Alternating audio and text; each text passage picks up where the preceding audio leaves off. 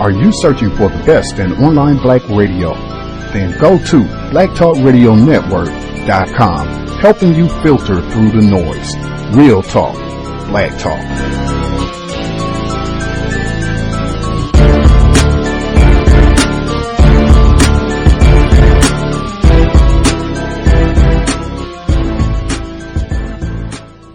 The internet is full of half-truths and all-out lies. We've all seen them, and many people on social media complaining about it. Here's your chance to show and prove. WorldAfropedia.com is a black-owned and operated encyclopedia. There are several thousand articles, but we need help. We can't uncover all the truth ourselves. So please, join us and become a writer, editor, or blogger for WorldAfropedia.com today. Every little bit counts. We owe it to the future generations to put the truth out there. Visit WorldAfropedia.com, the African-centered encyclopedia, a global database of African knowledge for the purpose of bringing about global African wisdom and understanding. WorldAfropedia.com.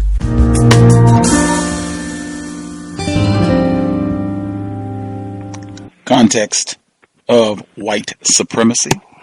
Justice, GUS T Renegad, in for another broadcast, hopefully to share constructive information on the system of white supremacy. Today's date, Sunday, April 12th, 2015. So I have been told.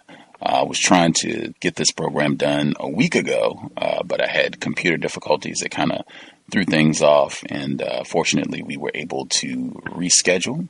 Always phenomenal to hear from third-generation physician, general and child psychiatrist, and author of the ISIS Papers, Dr. Frances Cress Welsing. This is her 27th time on the program. I know folks are huge fans of her work, seeing her in Hidden Colors, the documentary series, as well as the numerous lectures and talks that she's given down through the years. In fact, for folks that are in the Detroit, Michigan area, you should go check Dr. Welsing out. She will be there later this month. We will make sure to give out some of the details because I know we have a lot of listeners in the Michigan area. But as always, we are super appreciative that you could share a bit of your time and energy. Just a pleasure to hear from you. Again, our guest, Dr. Frances Cress Welsing. Dr. Welsing, you're with us. Yes, I am, and glad to be with you. Pleasure is all ours. I guess to go ahead, there's so many things that are happening to kind of get started, so we have as much time for people that can call in, ask questions, anything you would like to get Dr. Welsing's views on. To start with, it drew a lot of attention for a brief period of time. I'm sitting here right now with my Starbucks mug. The Race Together campaign, where Mr. Schultz, the CEO at Starbucks, white man, come out and said that he wanted to be a part of this dialogue and to talk about this problem of racism. And it got a lot of criticism for a variety of reasons. And within a week, disappeared. They decided that they were no longer going to continue this effort. What did that campaign and what was said about it, what did that reveal to you? Well, first of all, I thought that the idea of talking about race and any discussion about race is a discussion about racism. I commend the individual, is Mr. Schultz, I believe. I commend him for making that effort, and I'm not at all surprised that, I didn't anticipate it that would happen. But again, I'm not surprised that there was a refusal to have any dialogue and discussion about racism. And as a matter of fact, I am sending a letter to Mr. Schultz saying that we don't need to reinvent the wheel, because my institute has been talking about racism for 25 years, nonstop, but certainly commending his effort to try to get the public into that discussion. It was interesting because I went to Starbucks when I first heard about it, and I made some copies of my definition of racism. And there's a young black woman and a young black man in the Starbucks that I went to. You know, they were the baristas. And interestingly, the store was not, I guess it was the time I was there, so there were not a lot of people. And I asked the young woman, you know, was she going to participate in the discussion on racism? And she said, this was in Silver Spring, Maryland, and she said that she didn't know anything about it.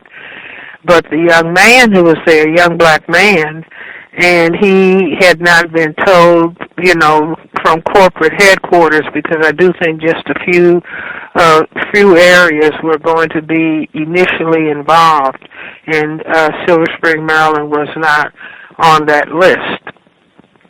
And his comment was very interesting.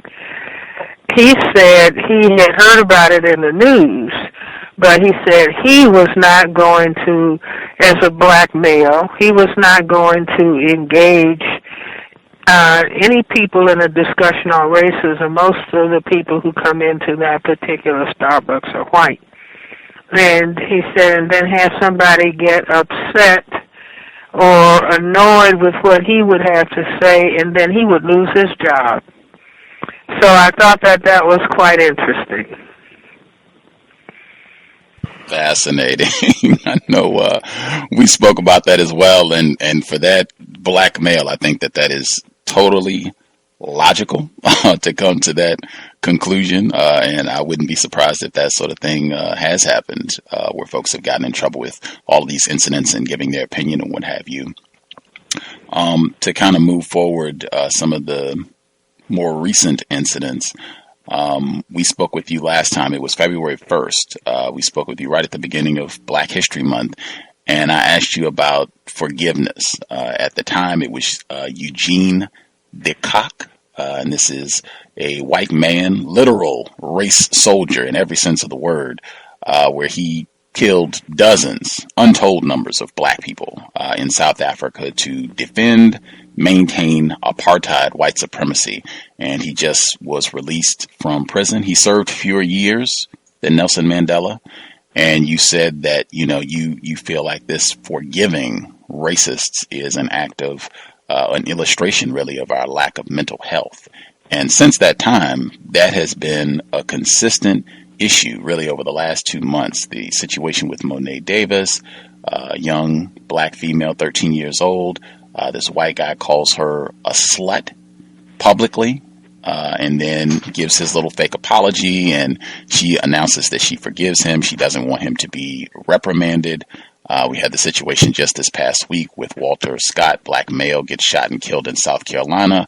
Within days, his black mother comes out and says that she has forgiveness for this white suspected race soldier who shot and killed her son.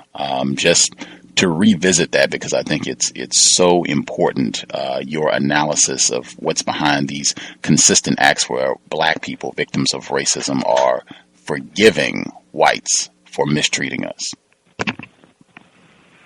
Well, I can only repeat it, that I think that, you see, just automatic forgiveness when it comes to black people being harmed or killed or injured by people who classify themselves as white. We don't hear people who are white if they have feel they have sustained some injury or harm from a black person. We don't hear them saying, I forgive, I forgive, I forgive.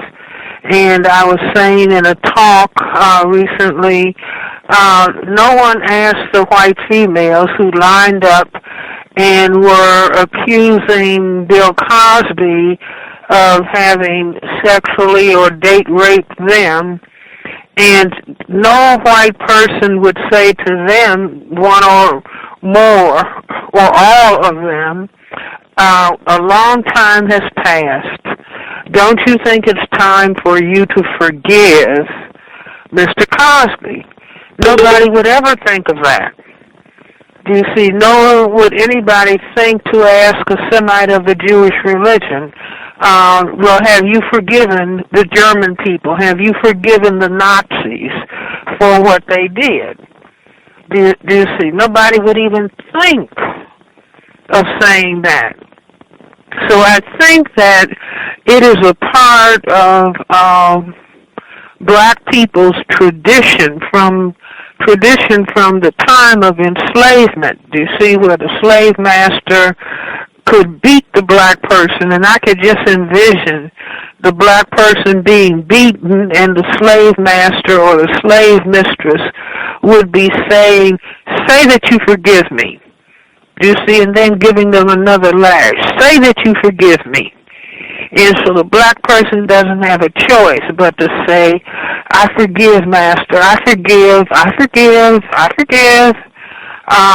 And I don't want to show any disrespect to the mother of Mr. Walker. I mean, I certainly understand what has happened to black people and where that pattern comes in. But when we were in formal slavery, I heard a white female explain to a young black man, this was at a Race Relations Institute a number of years ago, and the young black man in a small group discussion, he said, "I don't believe in racism, I'm a Christian." And an older white female said to him, "Son, we, meaning we white people, gave you that tradition. We gave you that religion. And we emphasized three things. Slave, obey your master. Turn the other cheek, and you will get your reward in heaven." And so that is the yoke that black people, I say by and large, are still under. And most black people are not thinking about or understanding that we are in a total system structure of racism. But let me say this as well. When they talk about cases of domestic violence, the victim of the violence, be it a male or be it a female, be it black or be it white, no one emphasizes and says you should forgive the person who has been beating you. You see, they are admonished to respect themselves and go and file a complaint with the police department. Further, press charges and stand by those charges.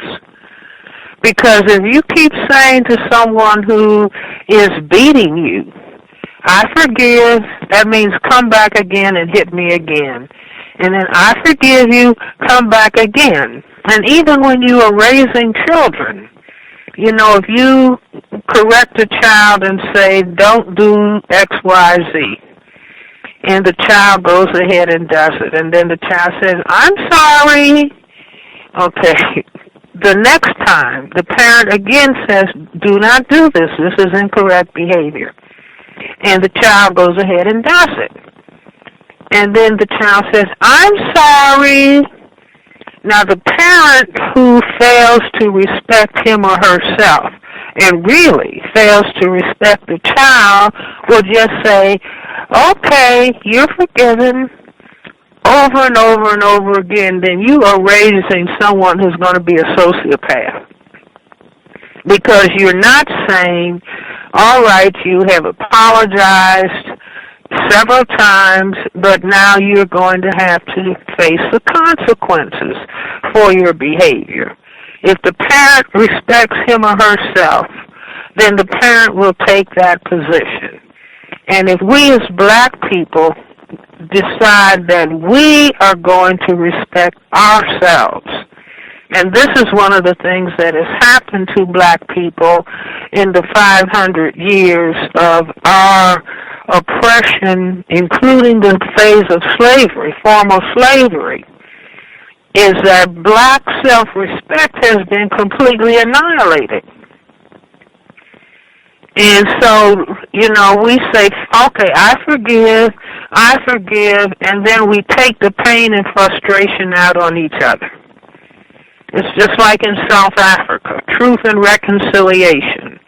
So the people who brutalize black people are allowed to go unpunished. But the pain that is inside of black people goes out towards one another. And the system of racism, white supremacy, continues.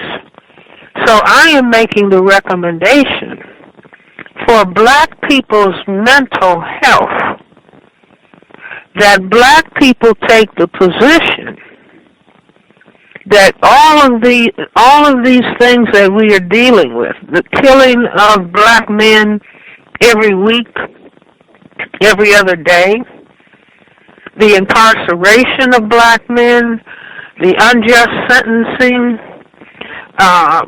gentrification, the removal of black people from urban centers across this country, that all of this is the face of racism, white supremacy.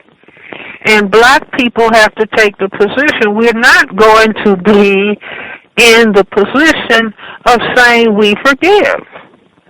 No, what we're going to insist upon is, number one, that racism, white supremacy as a total system structure be recognized. And number two, when that system has been brought to an end and replaced with a system of justice, then the consideration of forgiveness, if that won't even be in order, because the system of injustice will have been removed and a system of justice established.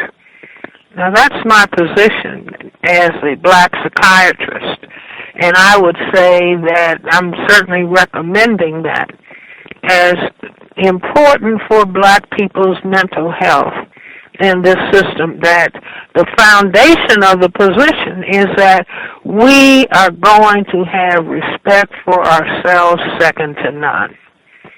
And instead of denying and making apologies for the system of racism, white supremacy, that we are going to hold people who classify themselves as white, because the only reason for the white classification is to take advantage of the established and structured system of racism, white supremacy, and that we are going to hold people who classify themselves as white responsible.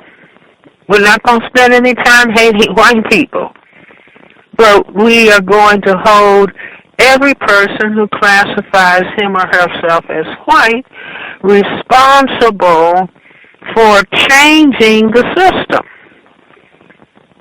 If they want to take a position that they're not racist, well, then stop the people who classify themselves as white, who are. Don't come and join black people. Take the John Brown position and stop the people who are engaging in the practice of racism, white supremacy. And, that's not just calling somebody nigger or the N-word if you want to play euphemisms. But no, the system of racism, as stated by Neely Fuller, functions in all areas of people activity: economics, education, entertainment, labor, law, politics, religion, sex, and war. And I say that the ultimate goal objective, consciously and or subconsciously, that this system hasn't lasted for 500 years, or not. The system is about white genetic survival on a planet where the white population is a tiny, very tiny population, fewer than 1/10, and white skin is genetic recessive in terms of skin colorations, meaning that because it is a genetic recessive trait, and black, the genetic ability to produce melanin pigmentation, and that's what black, brown, red, yellow, all skin coloration is related to melanin pigmentation, black people having the greatest genetic potential to produce melanin pigment and therefore the greatest genetic potential to cause white genetic annihilation. This is why the system of racism and white supremacy exists on this planet. And that dynamic necessitates being able to kill black male persons anytime a white person decides to do so. And it's being made clear to everyone that the persons who are authorized to carry guns, they will shoot black men, and then the courts will exonerate them, meaning they can do it with impunity. And this is fundamental to what the system of racism, white supremacy is all about, which is why black people must now demand that racism, white supremacy be given the same standalone recognition as when somebody makes a charge of anti-Semitism, that charge stands alone. When somebody makes a charge about discrimination against females, gender discrimination, that charge stands alone. When somebody makes a charge of discrimination against gay, lesbians, and transgender persons, that charge stands alone. The only charge that is rebuffed and denied is the charge of racism, white supremacy.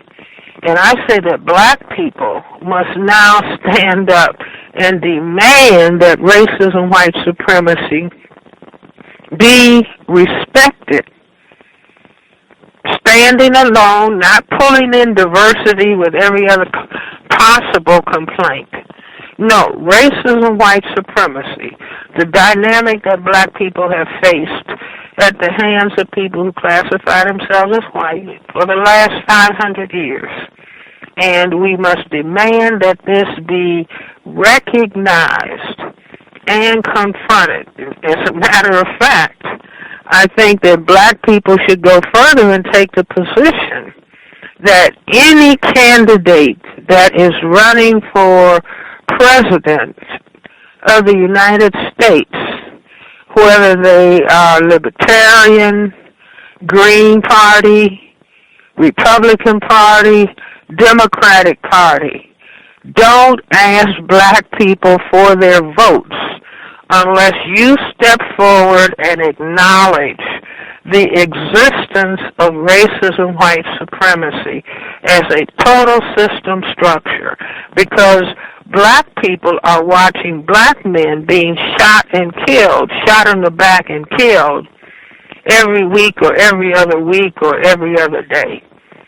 So, it would be a complete and total absence of black self-respect on our part if we were not placing this demand front and center to anyone who comes to a black person and is requesting that black people consider voting for them to become the next president of the United States.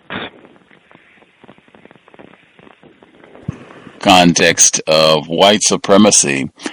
We had folks who dialed in on this issue yesterday just because it's been so prevalent in so many different ways.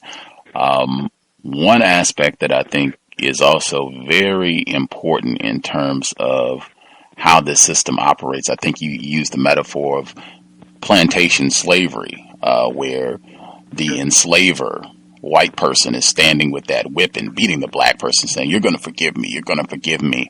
That still exists today. And two illustrations I had. There was an article in the Washington Post, and it actually was written by a black male, but the report was titled "Why We Should Forgive Levi Pettit." And Levi Pettit is one of the white students at the University of Oklahoma who was recorded singing his chant about lynching niggers. And he was one of the students that got expelled. And so he did his press conference a few weeks back, and he had a whole lot of black people with him.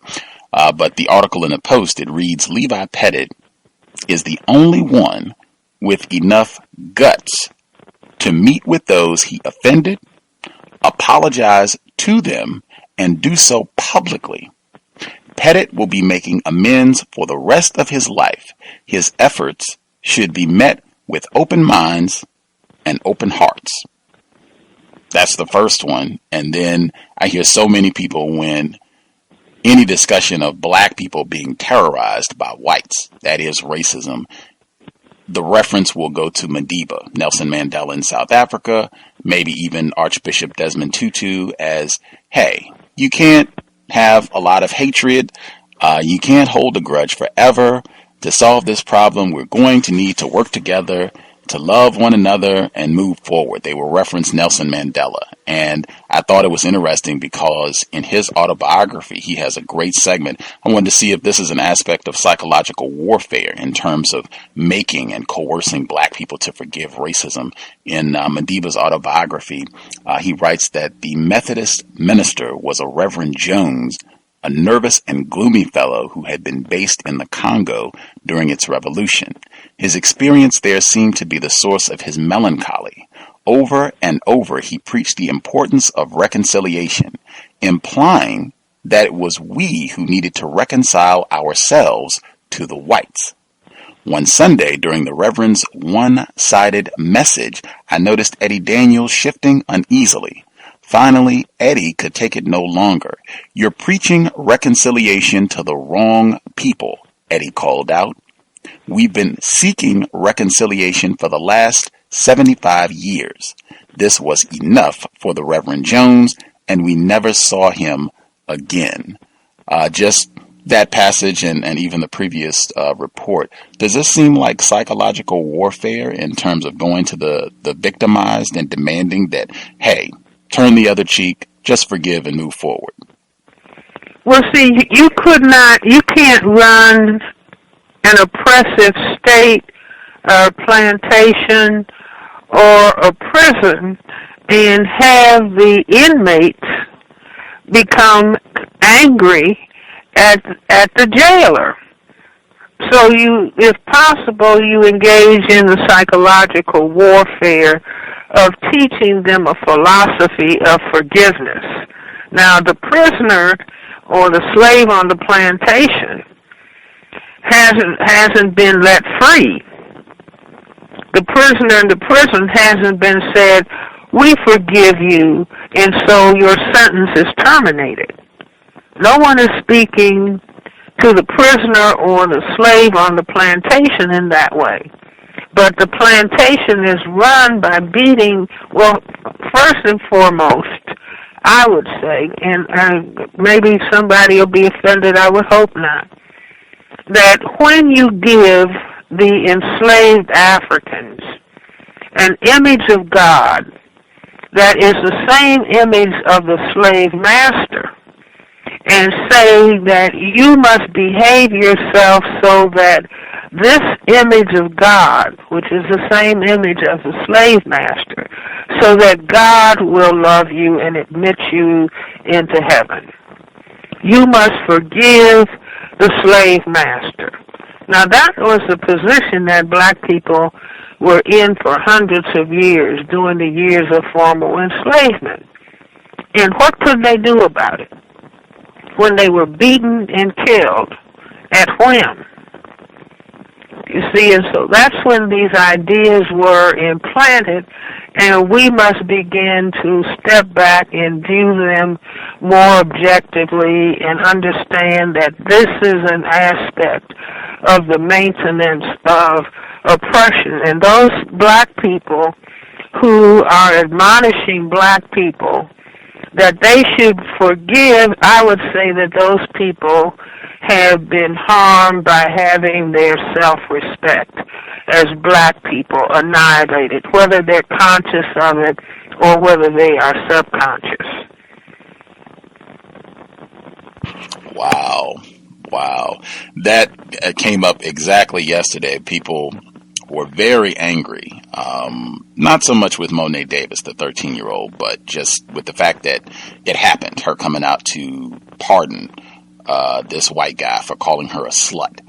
And the same thing with Levi Pettit, the white male who apologized for singing about lynching niggers, and had this whole phalanx of black people with him and holding his hand and saying yes, and we're working with him. There were a lot of black people who were angry with these, black people for forgiving these racists, and they were saying, how do you process that? What do you think of it? Is it correct to be angry with them for forgiving these white people? And just to kind of get your response on that. I'm sorry, say that again. There were a lot of black people who were angry about the different black people who forgave these white people and said, we should move forward. Again, Walter Scott, his mother, coming out and saying that she had forgiveness for the officer. What is your response for the black people who get upset with these black people who you say have had their self-respect so damaged that they're willing to forgive racism? Well, let's embrace each other, and, excuse me, and be as understanding of each other as possible, while at the same time those who are able to see the contradiction take the stand that has to now be taken. For example, a black person, a white person comes to a black person and says you forgive, or a black person goes to another black person and says you should forgive. The black person should say, look, let's give the white person a test. Let's ask the white person that we are supposed to be forgiving, ask them what is their view about black people receiving reparations for enslavement. Now, the vast and overwhelming majority of people who classify themselves as white do not believe that black people should be given reparations for the mistreatment that took place during the years of formal enslavement. So then what does the black person who is advising forgiveness, what do they think about that? See, the very person that they want to forgive, that person doesn't want to have them receive justice to whatever level one might say reparations represent justice. See, but if you did a poll and asked the question of people who classify themselves as white, what percentage of white people think that when a black person is killed by a white person that the black people should forgive? I would dare say nearly 100% of people who classify themselves as white would say, yes, that's the correct behavior for black people.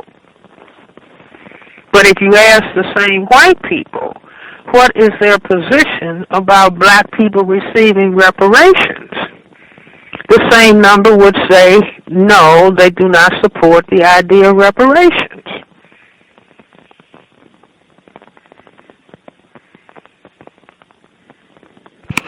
Wow. Excellent question.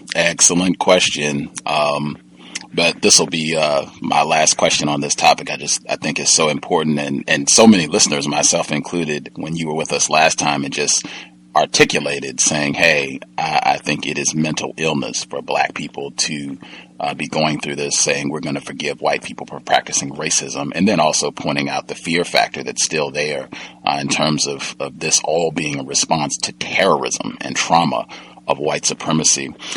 Serena Williams was in this discussion as well. Her return last month to Indian Wells, the tennis tournament, where in 2001, she and her entire family were just booed and heckled and subjected to thousands of whites yelling racist comments. Just for background, because I know we had talked about this book before, Richard Williams' Black and White, The Way I See It, book club, where he talks about what happened in 2001 at Indian Wells.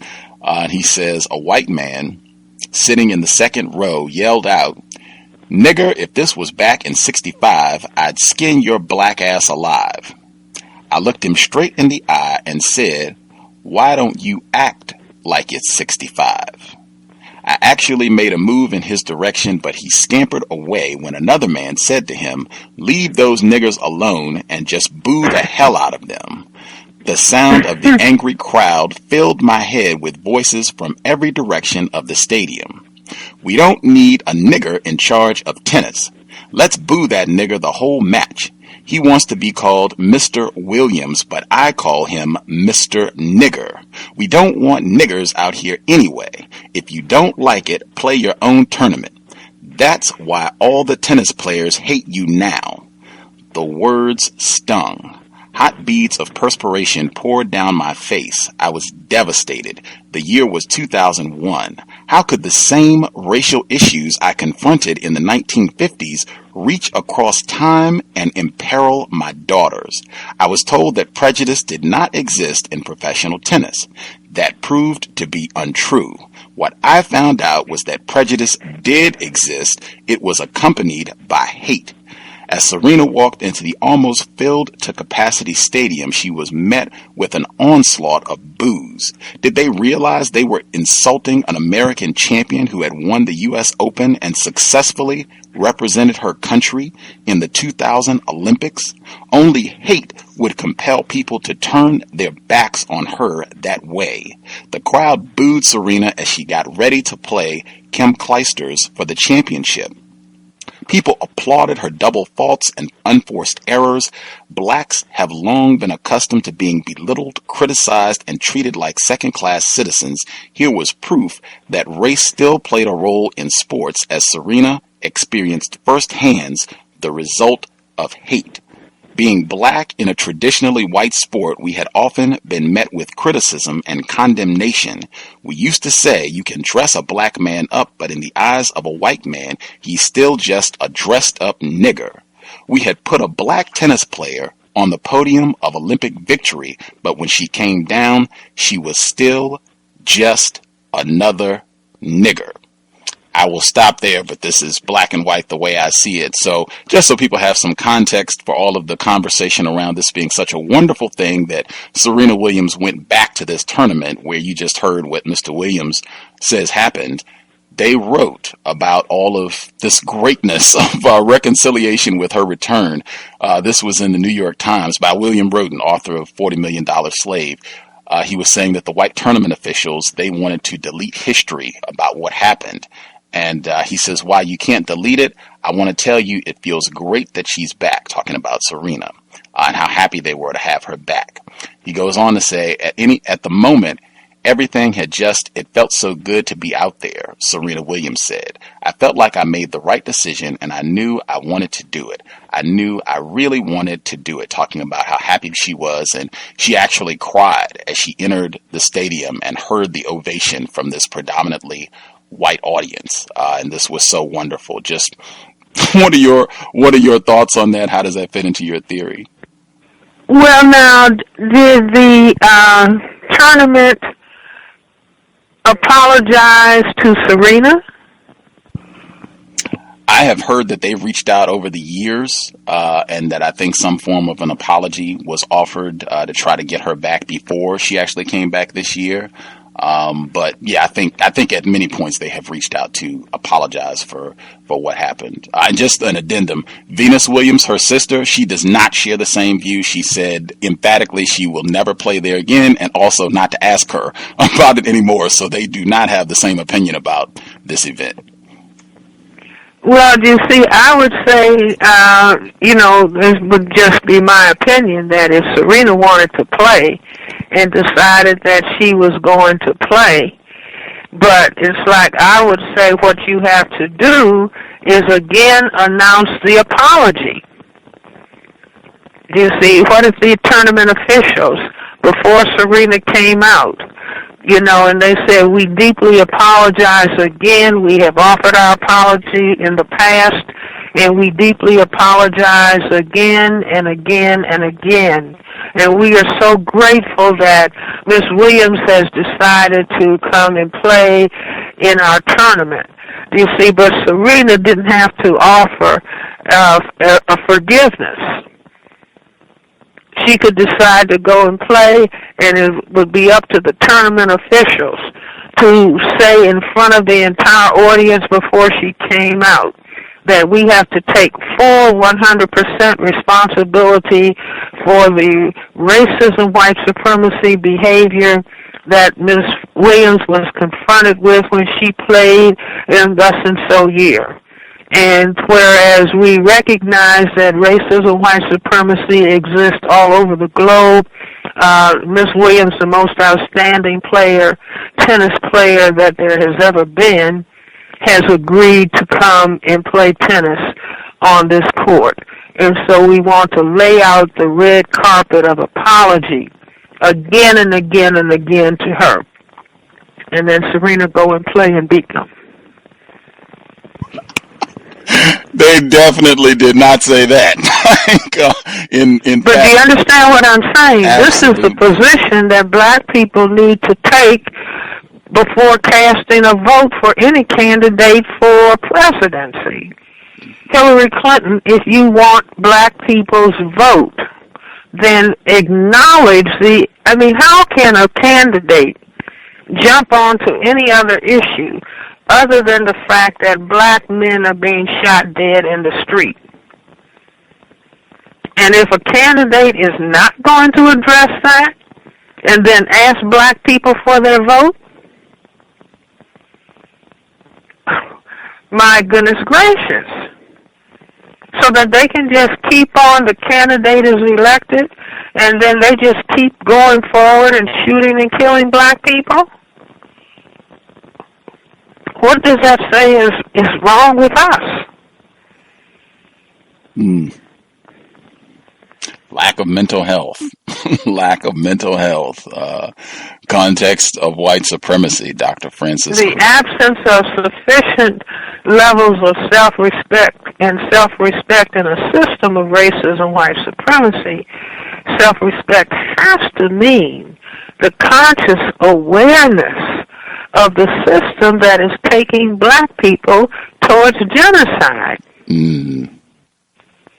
See, when you kill the men of a people, you are engaging in the genocide of those people. And it's just like when you have a whole total across the country, a national agenda to gentrify, meaning remove black people from the urban centers, from Washington, D.C. to every other state. Remove the black people from the urban centers. We don't want them around. The cities are supposed to be for intelligent, creative people whose skins are white.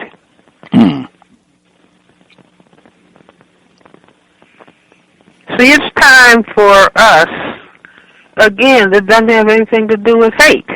What it has to do with, at this critical point in time when we are watching black men being killed every other week, and people let off for killing them, that we are not going to finally take a stand and say, enough is enough. We demand the acknowledgement that we are in a system of racism, white supremacy, and it's not a system about the police need to be retrained. No, it's an entire system structure that black people have been confronted with for the last 500 years, and it is about the genetic survival of the white minority on the planet, and that necessitates killing black men.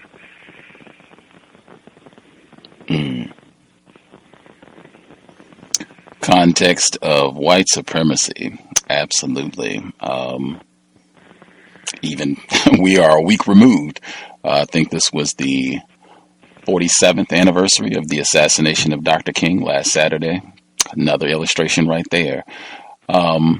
Moving forward, some of the other things I wanted to make sure that we were able to cover. One of our listeners is doing a fascinating project. He's in graduate school. He's doing a project on state-sanctioned, that would be the state of white supremacy, sanctioned sexual violence against black males.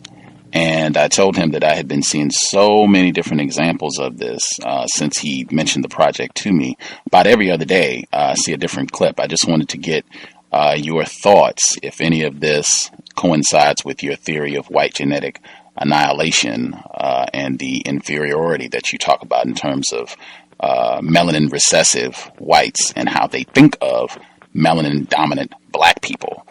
So one of the incidents, your native Chicago, in October of 2012, police sodomized with a pistol a black male with one officer yelling, all in quotes, "I hear that a big black nigger dick feels like a gun up your ass." Direct quote.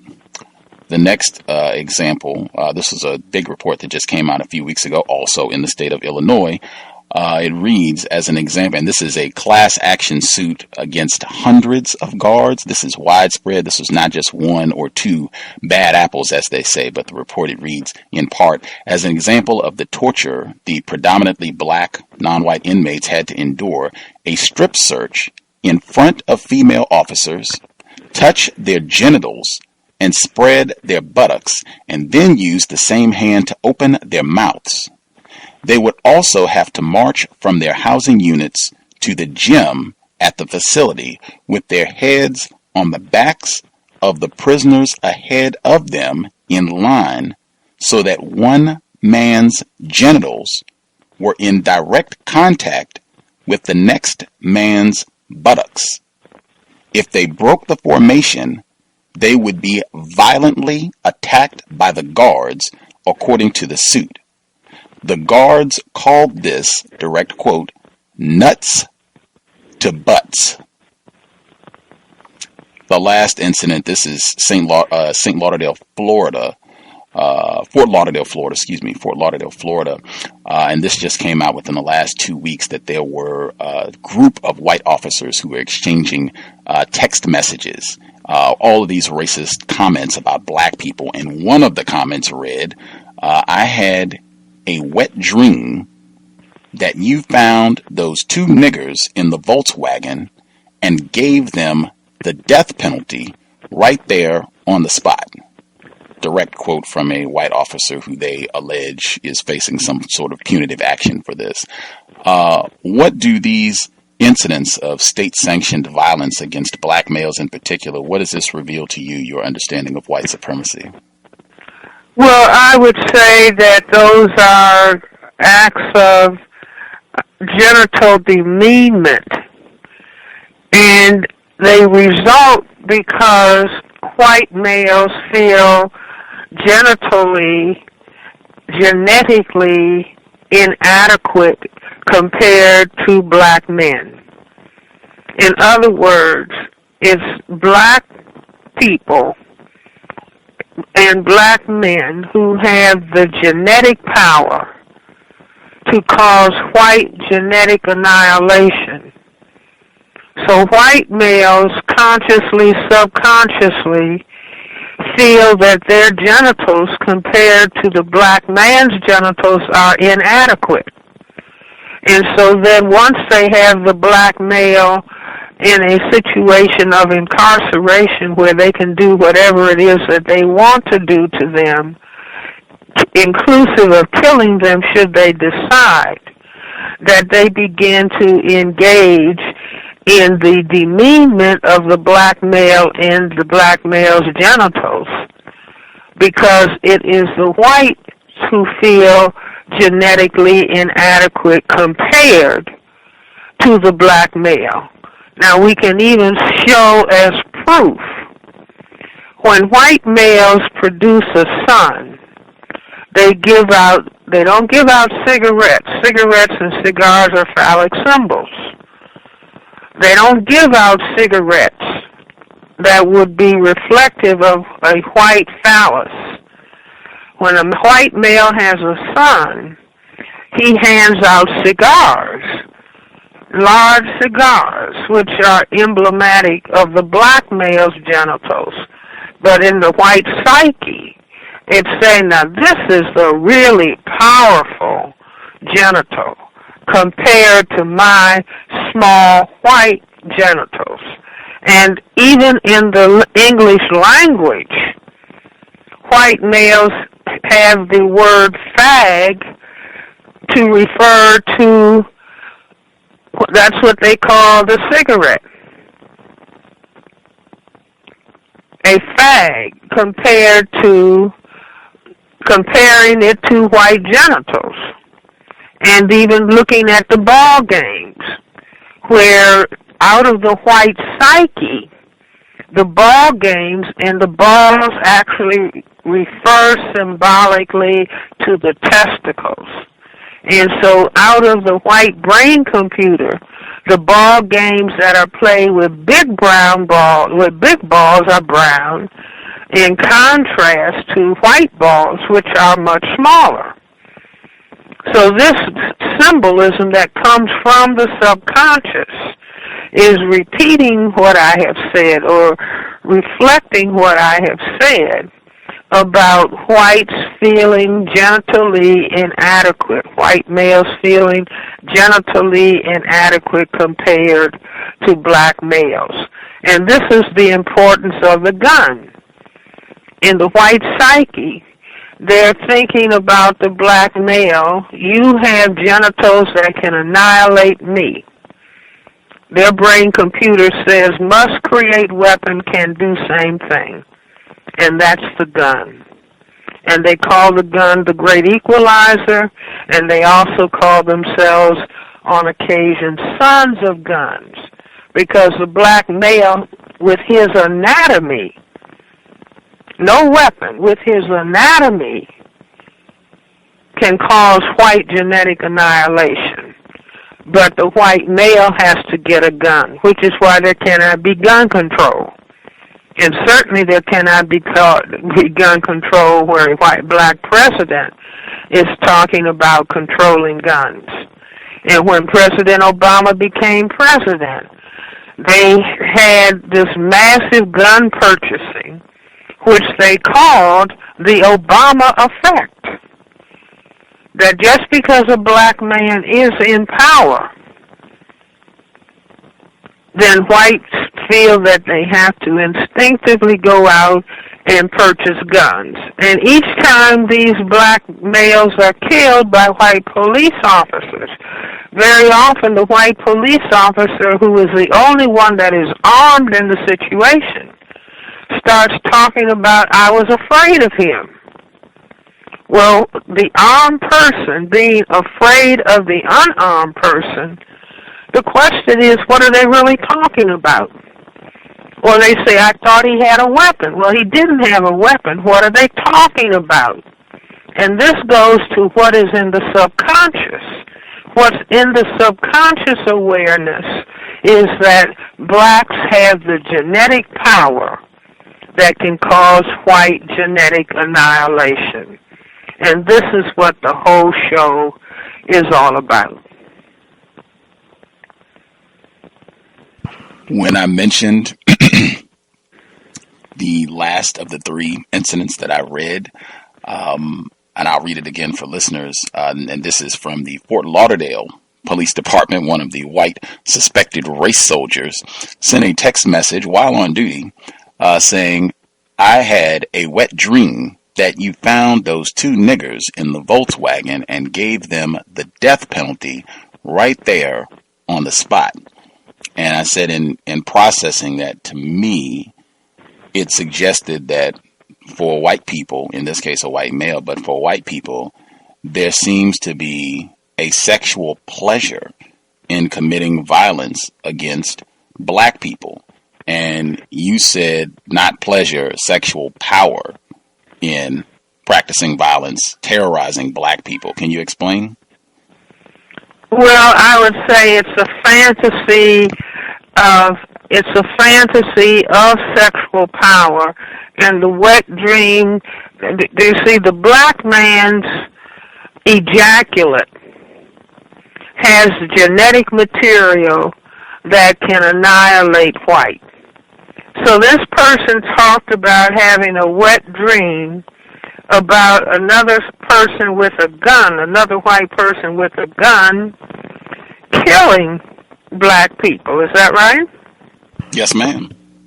Okay, so the wet dream meaning I had an ejaculation, and the ejaculation representing bullets. You see, it's like the black male's ejaculate with the genetic power that can cause white annihilation.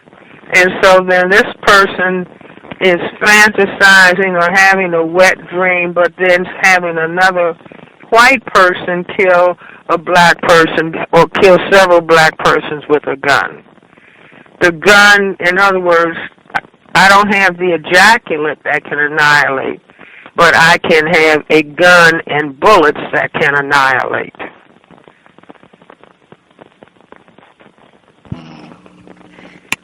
Wow. I don't know if that's clear to you. That's the great equalizer. I don't have the genetic power, but I have the gun power. My bullets are the same as your genetic ejaculate.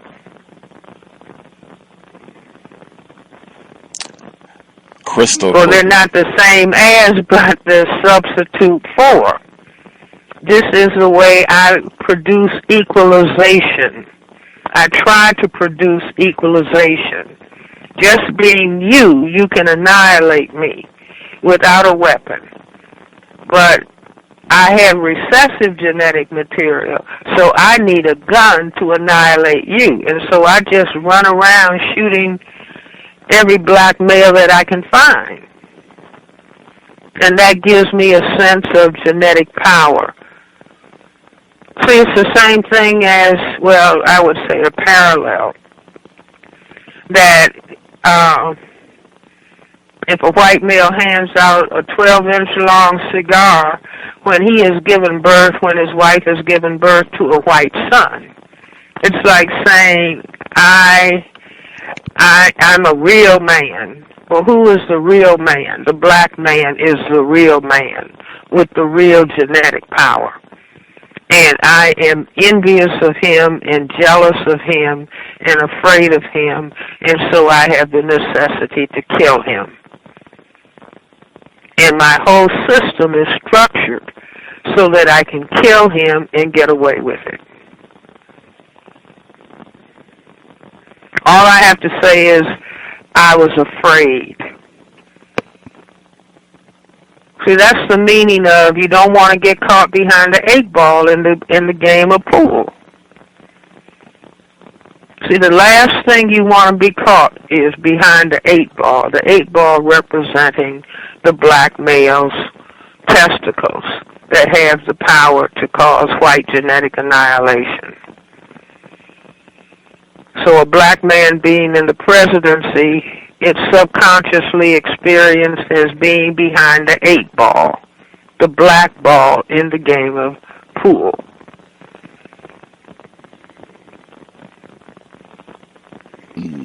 Wow. Would it make sense then, in terms of processing it, minimizing, diminishing black masculinity by encouraging this homosexual behavior, and for example, this nuts to butts routine where they force the black male inmates to walk with their genitals touching the anus of the black inmate that was in front of them? Would that tie into what you're saying? Well, I would say yes. I mean, that's just like long-term incarceration, and so that male persons end up, they don't absolutely have to, but they're put in a position to want to have sexual relationships with one another. Do you see, which is like turning some into females. And this is, I mean, the wealthiest black man in Hollywood, Tyler Perry, is a black male who puts on a dress. And so that would be, in other words, if the white brain computer says, how can we reduce our fear of white genetic annihilation at the hands of, or at the genetic power of the black male? Well, if we cannot feminize the black male and turn him into a female, then we don't have to worry about white genetic annihilation. So let's turn as many black males into females as possible. Now, what are the various routes that we can do this? Well, if we don't employ black men, so that a man has to have a job to function as a husband and to function as a father. So by controlling the high level of unemployment of black males, then you can really force black males out of the family structure. And then the male sons don't have fathers to teach them how to be a male or masculinity. So that would be one method of effeminizing.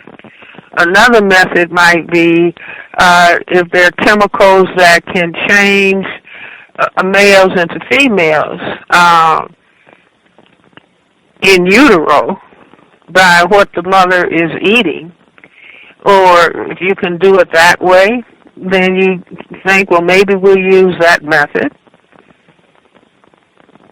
Any method possible, any method that we can think of to destroy the masculinity of the black male reduces the anxiety and fear of white genetic annihilation.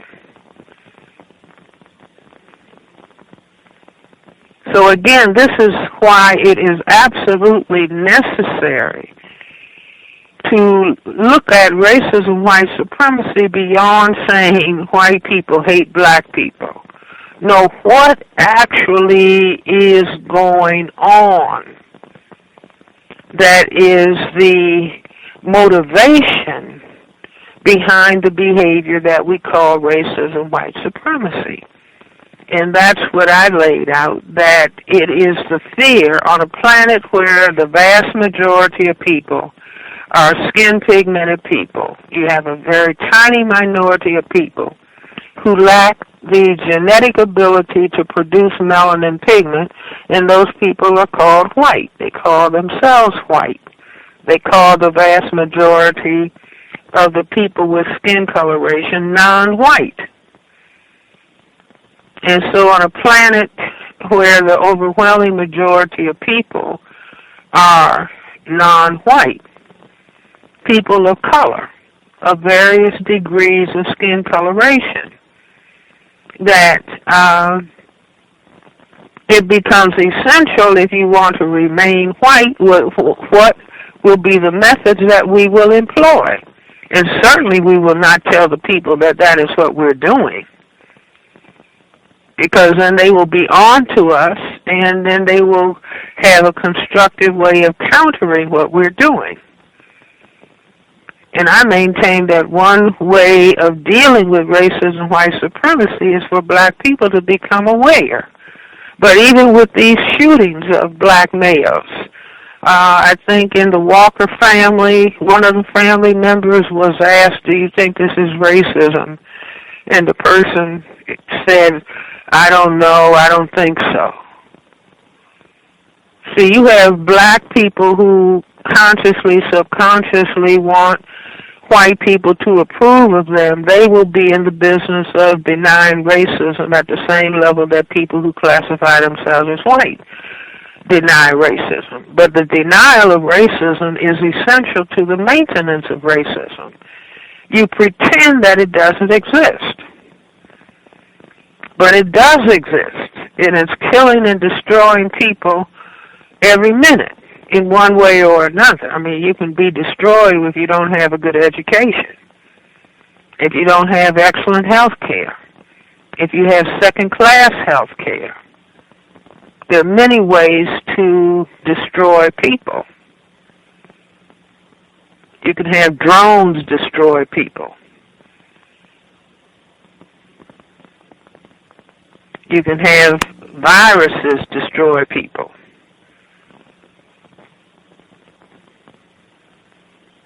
So I think that it's, in my view, it's important for black people to begin to say, no, it is absolutely essential that we all begin to talk about racism, white supremacy. We have to try to understand racism, white supremacy has been going on for longer than 500 years. And it necessitates the destruction of black and other non-white people. It's just like the people that are being killed in mass numbers on the planet. These are all non-white people. Impoverished people who don't have factories to make ammunition. So these guns are being made, manufactured, and being given to them.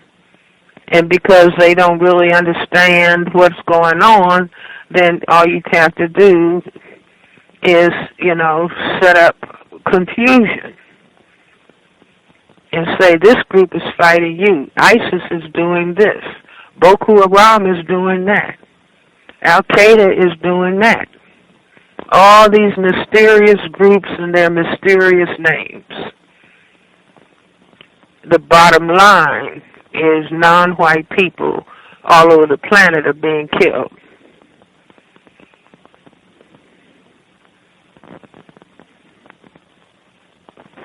Absolutely. So who has the historic record of killing non-white people?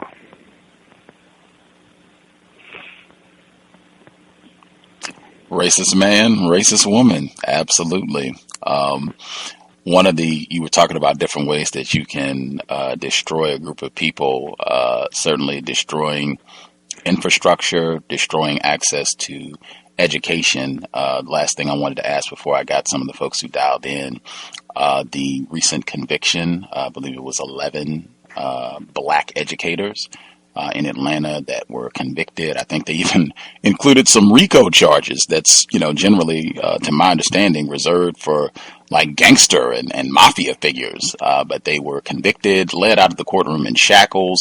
And the judge is saying, they made their bed, they got to lay in it, and, they're going to have to do their time. They were looking at charge, some of them even looking at, 10 years, could even be more than that, depending on what the sentencing is.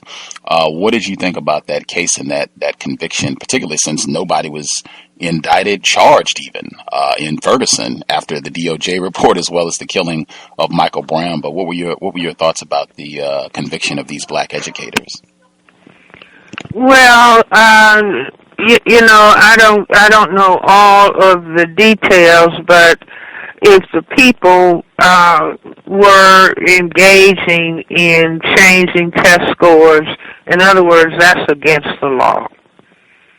And I think it's a tragedy that the people were put in a situation where they have to be so fearful of losing their jobs based on test scores, when the test scores of black children in particular are being determined by what happens in their family structure.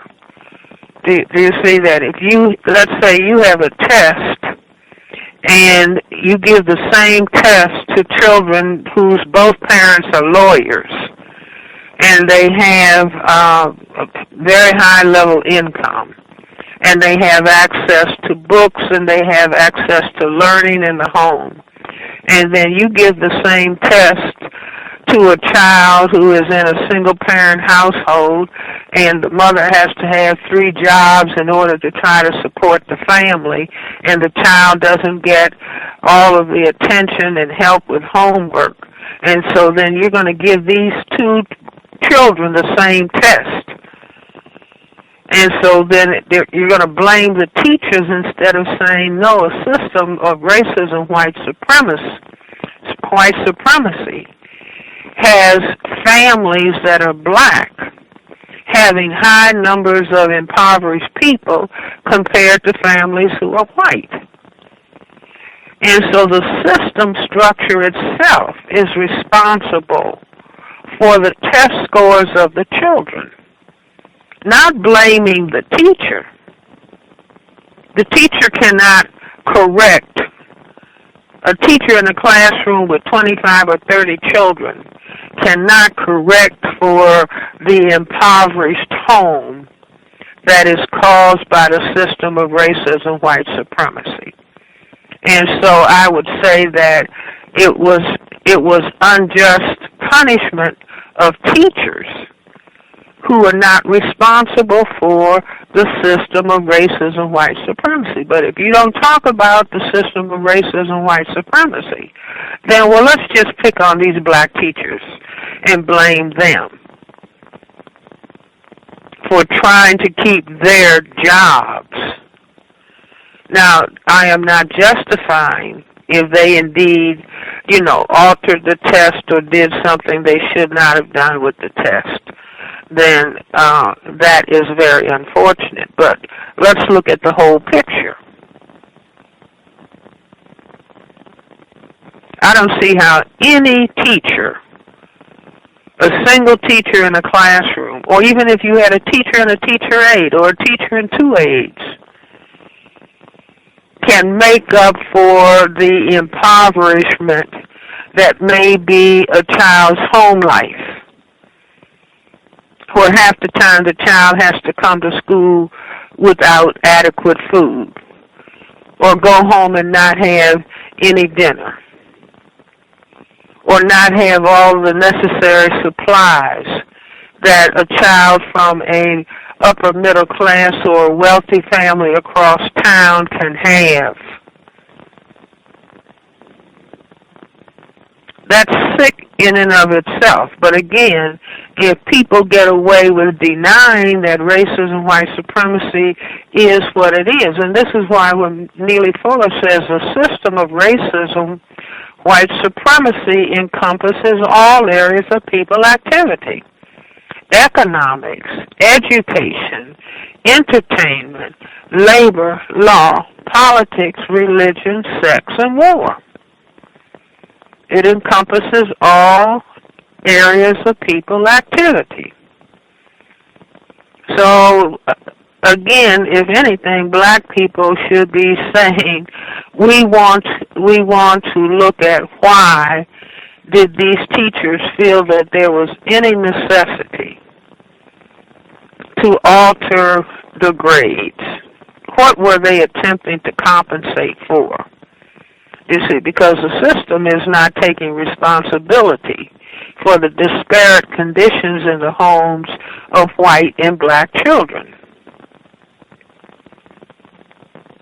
that impact how a child is going to perform in the school setting.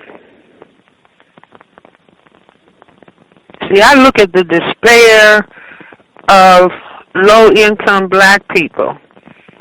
Somebody might say, just get on the bus and ride the bus, or ride around in the neighborhood where they're the most impoverished people and see the desperation and the condition on the faces of the people or the condition of the children. And these are not bad people. No, they are the victims of a system of racism, white supremacy. And they're the people who are experiencing extreme victimization. The president is experiencing victimization by the system of racism, white supremacy. Every day he is attacked. Every single day he is attacked. And I wonder, as a child psychiatrist, how is this impacting his children? Their father is supposed to be in the most powerful position in the world, but because he's a black man, he has to endure attack. You see, where white people decreed that their job was to see that he fails. So we're going to do everything possible to make you appear as though you won't succeed. Well, that impacts his children, that their father has to be attacked every day. Or the children learn that, a drone came over the wall, the fence. Or the house was shot at. Or dad has received more death threats than any other president in history. Their fear that something may happen. His wife's fear that something may happen. Black people fear that something may happen to him, God forbid. You see, but those children are impacted by that. Just like the children who are impacted by seeing a black man chased down and a white man behind him with a gun, firing and shooting and killing. So every black male child, even though they're not crying overtly about it, has to be in fear. That could be me.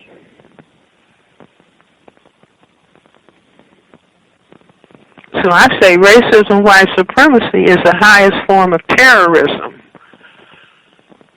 Don't talk about Al-Qaeda. Let's talk about the terrorism of the system of racism, white supremacy. That black people, even the black people who just look at the TV and have to look at the scene of this black man being chased and shot down and feeling a sense of helplessness, an immediate sense of helplessness, we can't do anything about it. They even dare the president to talk about racism. None of the so-called leaders of black people can talk about racism, white supremacy without their funds being cut.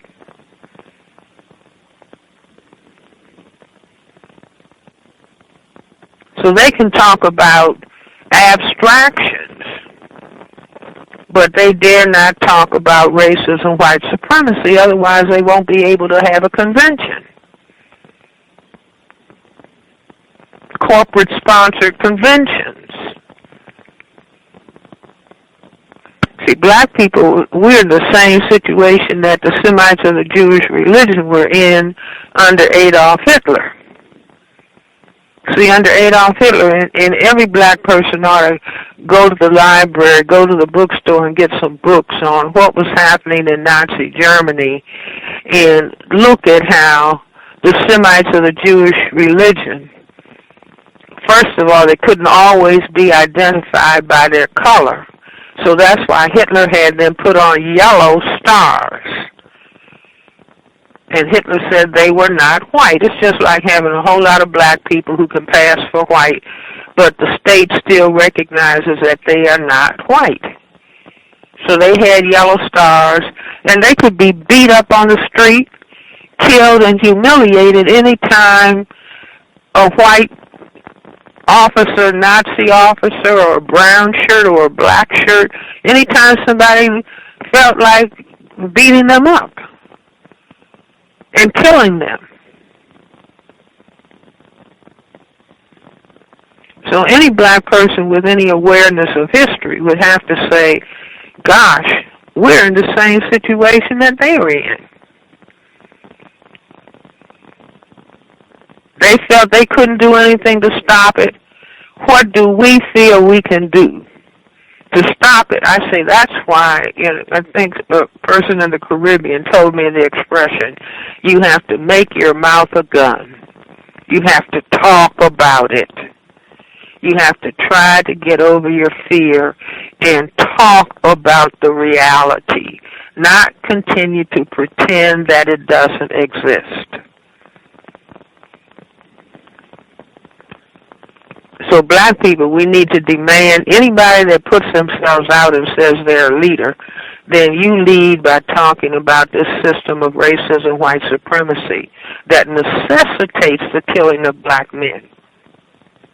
And if you don't want to talk about it, don't call yourself a leader. Just call yourself a person that has a job.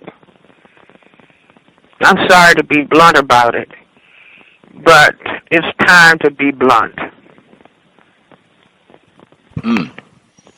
Time to be blunt, Ashe. Dr. Francis Cress Welsing, context of white supremacy.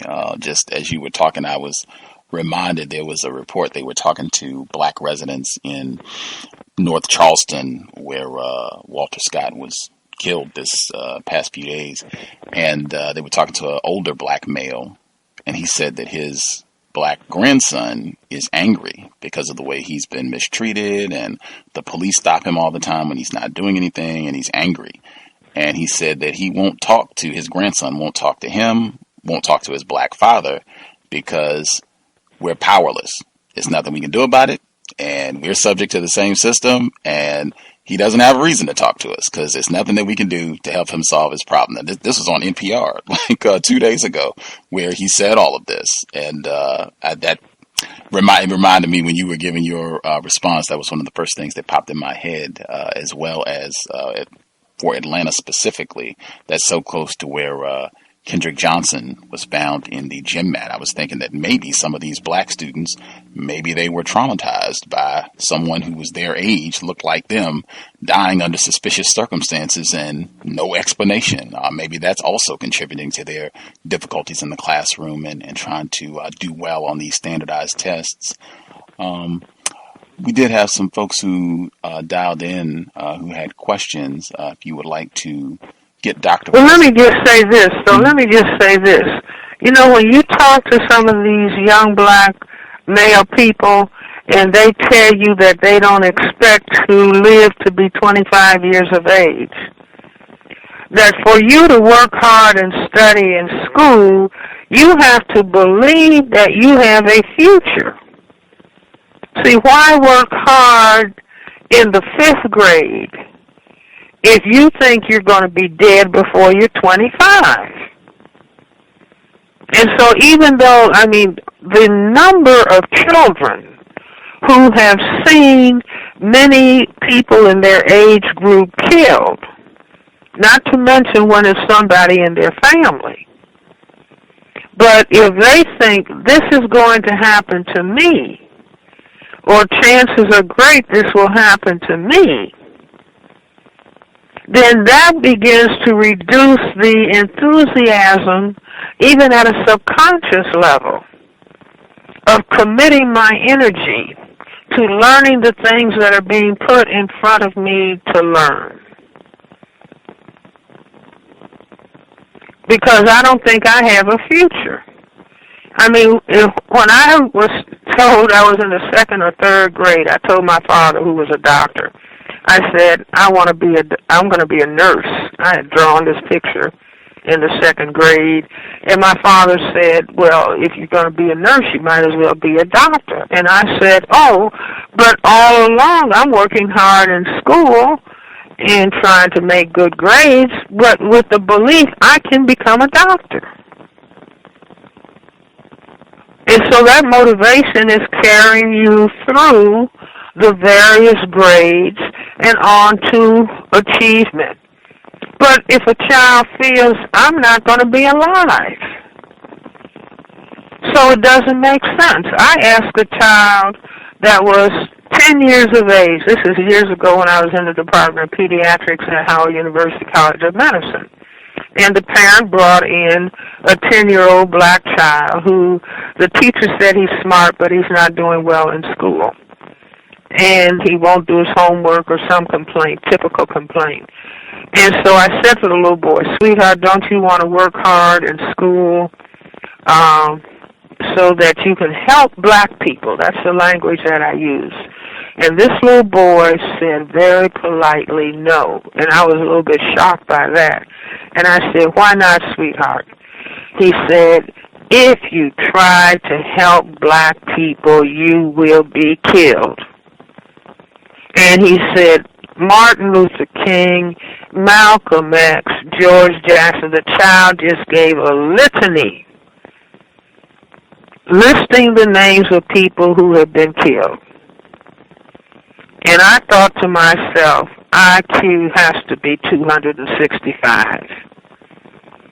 A little 10-year-old child having perceived what was happening in his environment and what was happening, the killing and the destruction of black men, that was in the late 60s, early 70s.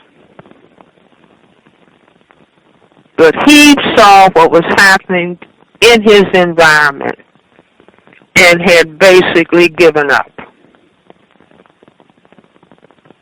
So it's time for black people to start being real and stop playing games with white people about whether racism, white supremacy exists.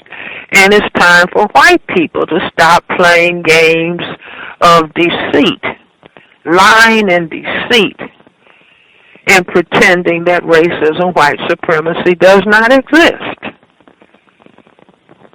It does exist, and that's why we see what is happening in this part of the world. Indeed, what is happening in Africa. So it's time for everybody to, like they say, man and woman up. Okay. Right on, right on. If folks have questions they want to get into Dr. Welsing, again, 760-569-7676, and the code is 564943 pound. If you can just get to your question, no speechifying, so we can get to as many callers as possible, that would be grand. Caller at 0494. Do you have a question for Dr. Welsing? You should be with us.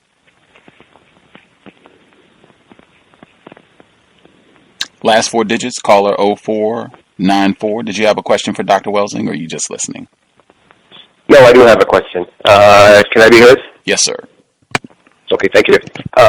Good evening, greetings, Dr. Welsing. Greetings. Mm-hmm. Greetings. I have two questions. I'll just ask my first one right now. Kind of give me one at a time, okay? Most definitely. In your book, The ISIS Papers, I was curious about asking you personally, and I read it.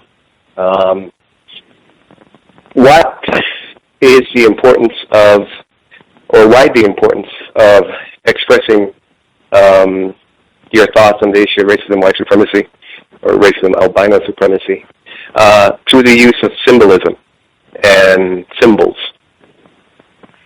Well, let me just say, in other words, the brain creates symbols. It's like the brain can crunch data. And so the brain functions at conscious and subconscious levels.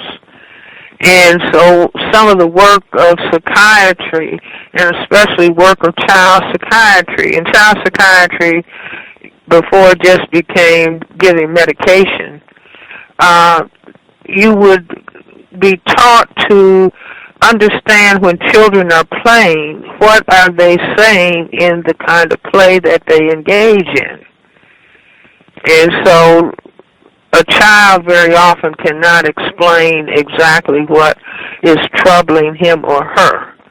But if you have them in the playroom and you have a number of toys that they can pick and choose from, and how they begin to play with and relate to those toys, they are engaging in play, which is also symbolic behavior. It's just like ball games.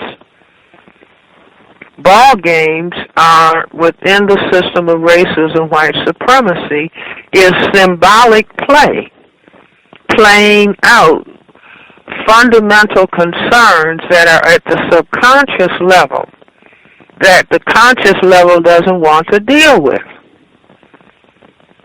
So, for example, basketball or football, where you have brown balls, in the case of the football, going into some white upright legs at the end of the field. The round basketball, big brown ball, goes into a white net. Well, what do white females say is their ideal mate? Tall, dark, and handsome.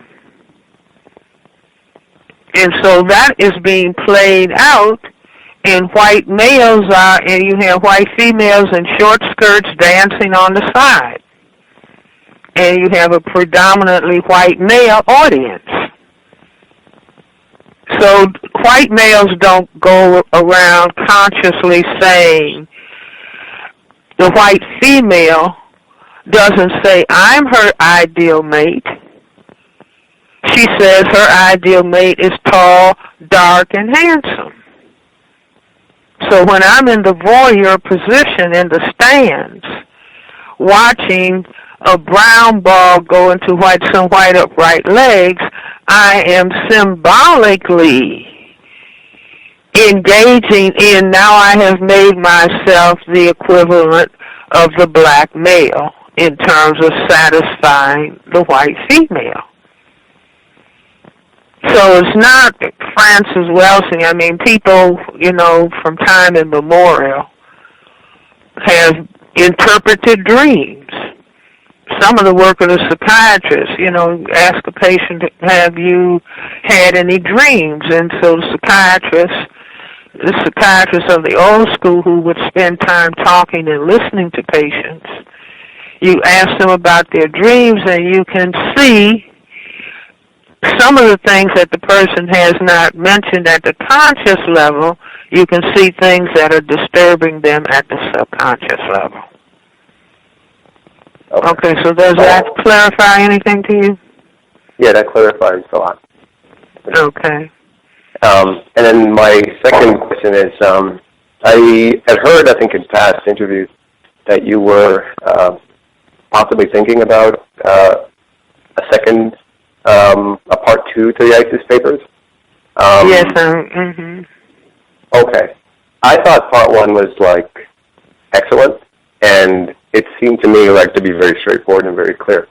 And I guess I'm kind of curious as to what you really, it's hard for me to think that there is actually more to be said.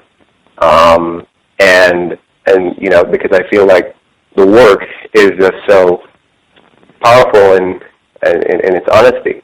And we as a people should be able to read this, understand this, and then take the message and do what we need to be doing. And so, you're saying I don't have to write another book? I personally think it's just there. I think it's whatever you do put out. Obviously, it's great. But I guess that's what I'm actually either saying or asking, or I'm kind of curious as to what else is there, and when will we hear about it? Yeah. Well, let's put it this way, that until the problem is solved, you see, then you can have thoughts about what else can we do or how we can do better at attempting to solve this problem, because I say that this is our responsibility. This is our responsibility as black people, as people of color on this planet. And those people who classify themselves as white, who are not afraid to look at injustice and not afraid to look in the mirror and think about their own behavior and decide that they are going to rise above denial and deceit and face the problem, not and come and join black people, but they are in a better position as people who classify themselves as white to stop other white people. Stop other white people by whatever means they find that they need to use. If you're not racist, stop the ones who are. See, that would be like giving German people the charge. If you are not an anti-Semite, you're a German person during the Second World War under Adolf Hitler. If you are not an anti-Semite, but you're a German, then stop the ones who are. Because if you're just standing along and going along to get along, then you are an anti-Semite or you're a white supremacist in this society. So don't tell people of color, don't tell black people, I have a girlfriend, I have a boyfriend who's white, so I can't be a racist. Slave masters slept with black people, forced black people to have sex with them. Thomas Jefferson included. So that is not the answer. Black women nursed white babies, so proximity of bodies is not the answer. The answer is to face this system of racism, white supremacy for what it is, and stop it. Produce justice so that the possibility of peace and the conditions for the maximal development of all people on the planet. Okay. Appreciate the questions, caller. The person who dialed in, let's see, this is... Caller, I guess you're on a blocked number. Caller from a blocked number, did you have a question for Dr. Welsing? Thank you. May I be heard? Yes, sir. Thank you, Gus and Justice, for the program today. Good evening to everyone here today. Hello, Dr. Welsing. Hello, how are you? Mm-hmm. I'm fine. I am always so excited to speak to you. I admire you. You are my hero, and thank you for being a courageous warrior in this battle to replace racism, white supremacy with justice. You are my Wonder Woman. My question is, how do you stay inspired to do your work in the face and the force of racism, white supremacy practices firing at us 24/7 nonstop? Well, you know, in other words, I do believe that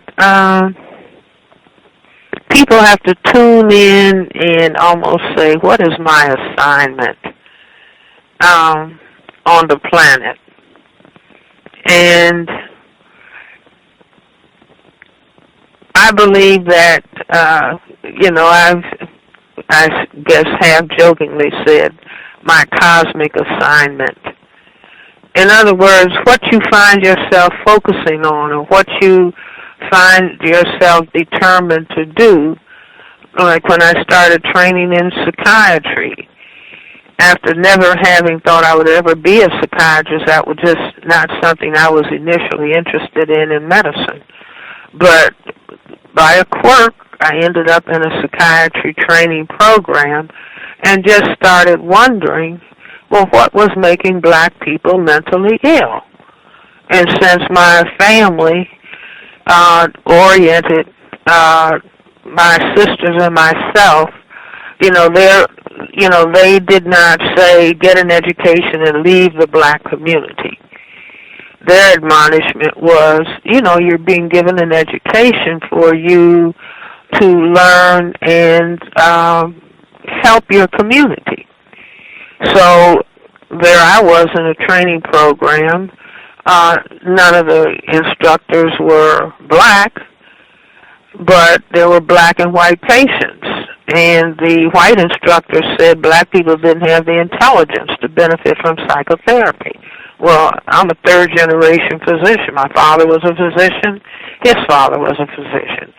So, not having intelligence, that's insane. And so I just didn't accept that and just was wondering what is making black people mentally ill and taking histories on black patients, and you see the racism in the histories just like racism is in the history of every black person, every person of color on the planet.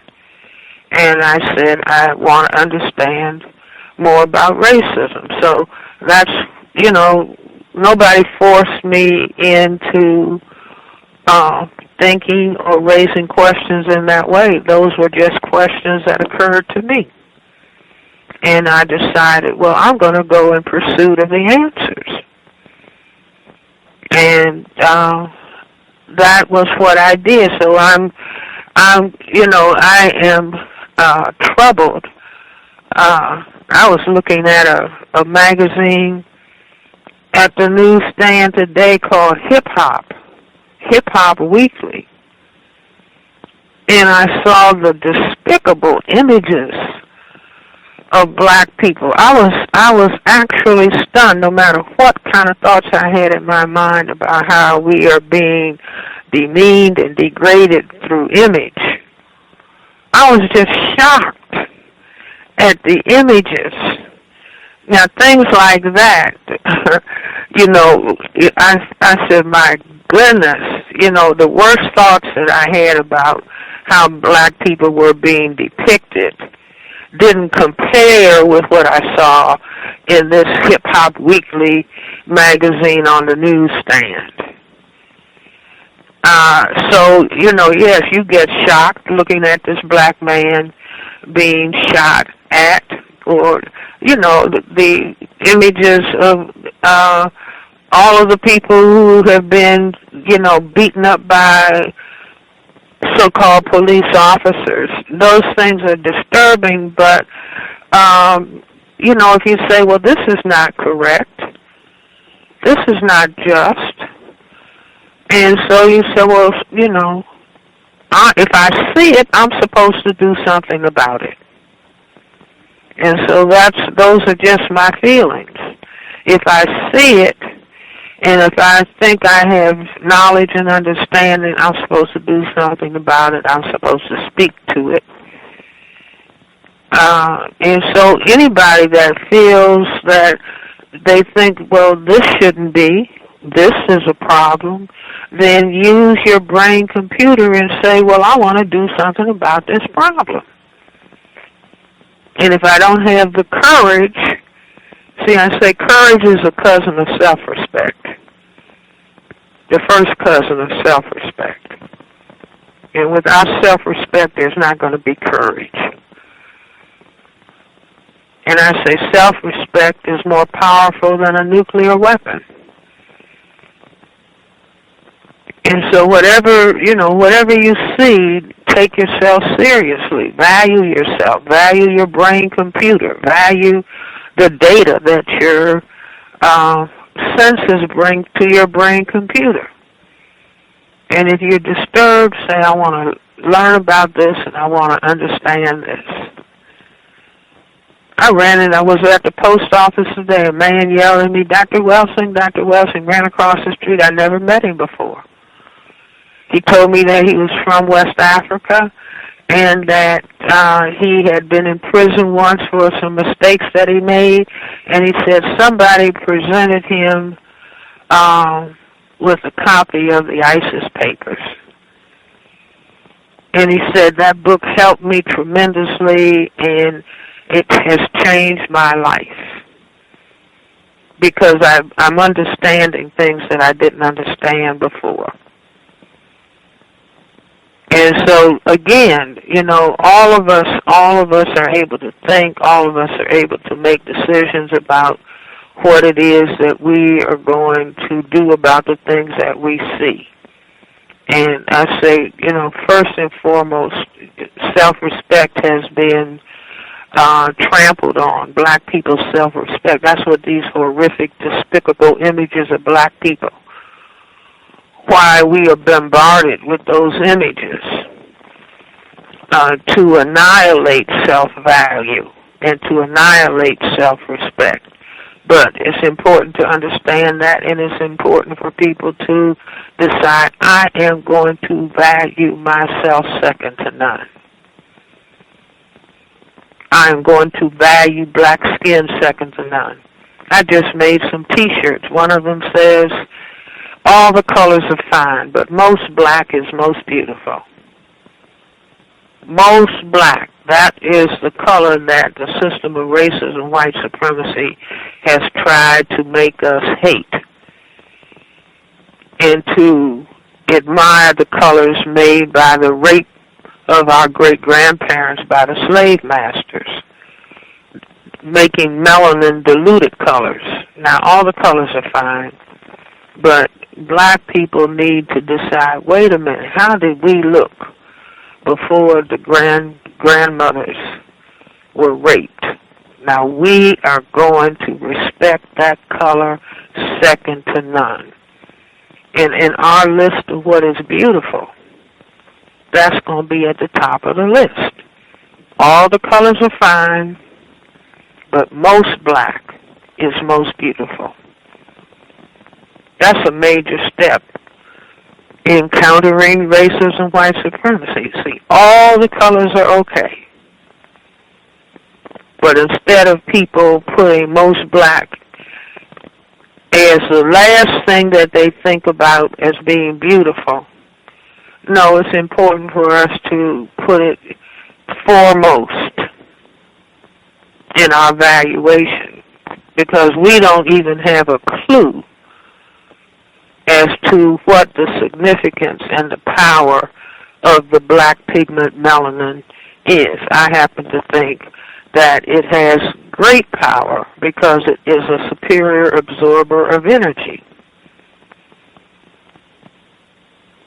But anyway, I hope that answers some of your question. Yes, it does, and it brings me to one final question. With the conduct and behavior of black people today, do you believe there will be a day when racism, white supremacy is replaced with justice? Because in my opinion, some of the conduct and behavior of black people today is entertainment for white people, and white people are not pained by the killing of black people. Yeah, white people are now, what? I didn't hear that. In my opinion, the conduct and behavior of black people today is entertainment for white people, and therefore white people are not pained by the killing of black people by white people in any circumstance. So no, I think you are absolutely correct. In other words, again, study what happened in Nazi Germany. Hitler had a minister of propaganda whose name was Joseph Goebbels, and it was his job to depict Semites of the Jewish religion in, like horrible images in magazines and newspapers and movies. And that was to prepare the minds of the German people so that they would be ready to destroy the Semites of the Jewish religion. And the terminology that was used was tiermensch, meaning subhumans, animal people. Another term that was used was life unworthy of life. Now, I say the depiction of black people in Empire, the depiction of black people in magazines like I'm talking about, this hip-hop magazine that I just bought today, and Scandal. See, black people, if they don't have any understanding of system of racism, they just think, oh, I'm a movie star. Oh, I'm on TV. Oh, I'm getting paid a lot of money.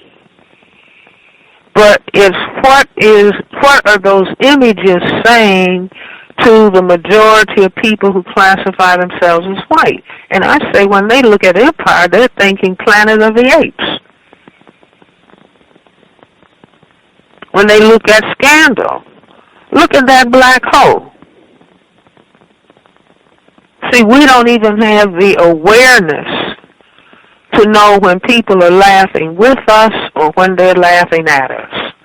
But as happened in Germany, by the time they over and over and over showed despicable images, then the minds of the German people were, it doesn't matter if we kill these people. Look at them. They don't even look like they're human beings. And I challenge you to pick up this hip-hop magazine and look at some of those images of black people, black men in particular, and then think about what if some so-called white police officer picks up the magazine or looks at Empire or looks at Scandal, and the jokes that they make when it's just white police officers, so-called, sitting around in the squad room. Look at these animals. Are these supposed to be human beings? Look at this scum. Or the people on the grand jury. Or the people on the juries. Look at this. This doesn't matter if we kill them. let's get all of this out of the urban centers. They don't need schools. They don't need jobs. See, so we end up, I was driving down a major street in Washington, D.C. today, and it might have been about 15 young black male teenagers. And they were riding their bicycles, weaving in and out of moving traffic, where cars had to screech and stop to prevent hitting them. Insane behavior. But they had expensive bicycles. They had clean clothes. They looked like middle-class black male children. Behavior off the charts. You see, now the question is what are they looking at? What are they listening to that could be productive of this kind of insane behavior? Insane behavior. Are their parents aware of them engaging in this insane behavior? But what does it say to the person who has a gun and they just had a discussion in the squad room, let's see who can kill one of them today? Because you know we're going to get away with it. Just look at them. Let's turn on Scandal and look at it. Let's turn on Empire and look at it. I asked a group of 100 black people. I said, if you were a big business person, you had a big corporate firm, what image, what character on Scandal or Empire would you hire? Nobody could think of not a single character that they would hire for productive activity. See, so we are being played like a well-tuned orchestra.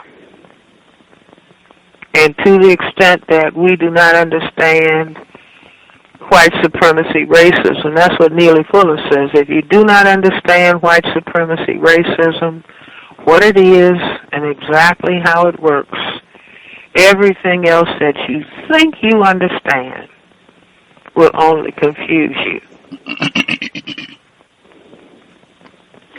Well, I just want to say thank you, my shero, and thank you for helping me to understand racism, white supremacy, what it is, and how it works. Once again, you are my Wonder Woman. Thank you, Dr. Welsing. Thank you. No further questions. Caller at 0747. 0747, did you have a question for Dr. Welsing? Good afternoon, Gus. This is Mr. Hill. How are you doing today? Right poorly. Good afternoon, Dr. Welsing. I've been a fan since 1988 when I first saw you on We the People on Channel 32. Okay. Mm-hmm. Quick question. In your lecturer's career, have any white scholars in this particular decade has came to you and asked you to be on a television show? Because I remember growing up, I was there when you was on Donahue. Has that ever happened to you? No, well, that's not altogether true. I was, remember President Ronald Reagan, his son, when he had the television program? Yes, I remember. Yeah. Okay, I was invited twice to come to California and be on programs that he had. One program was, I think they both were dealing with aspects of racism. And one of them, there was an entire panel of people, might have been 15 people. And I happened to be seated next to a white gentleman. His name is Tom Metzger, who is one of the outspoken white supremacists. Yes, and, I remember. During a commercial break, I said to him, I was sitting right next to him, I said, Mr. Metzger, tell me something. He was very polite. I said, what percentage of people who classify themselves as white are fearful of white genetic annihilation? And he said, Dr. Welsing, nearly all of them, but they are afraid or ashamed to admit it. And I said, well, that's what I thought.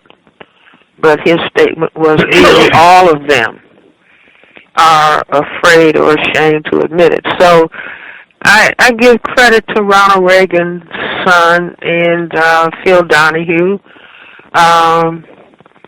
because I had seen Mr. Donahue.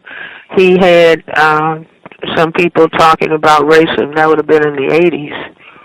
Yes, I remember that show, because he was in D.C. And I wrote to him, I said, Mr. Donahue, you should have me come on your show, because I had thought that the discussions were well-intended, but they were not adequate. And I said, you should have me come on your show, and just the two of us, so you don't have a panel of people, because very often, if you have a panel of people, then one black person starts contradicting another black person. So I didn't want that kind of situation. I call that a monkey show. So it's like, the person who classifies himself as white or any other interviewer. And so you interview person A, on another occasion you interview person B, and so, you maybe getting different perspectives. But Mr. Donahue said, fine, come on the show. And so we talked about racism. I thought it was constructive in that, whether anybody agreed with me or not. But it was a statement because I'm the only psychiatrist in the United States. I'm the only psychiatrist in the world who's been writing about racism and white supremacy for the past 40 years. So you would think, not that I need to be on TV. I don't need that. But if racism is under discussion, you don't go and get an entertainer to talk about it. You go and get somebody who has been writing about it and writing in some depth about it. But if you don't want racism and white supremacy understood, then you don't bring in such a person. Gus, may I ask one more question? I reckon. Okay, thanks. Recently, Gus had a doctor on the show, and she said something that was very interesting. I forgot the doctor's name, and she was talking about immunizations and all that. And she was saying that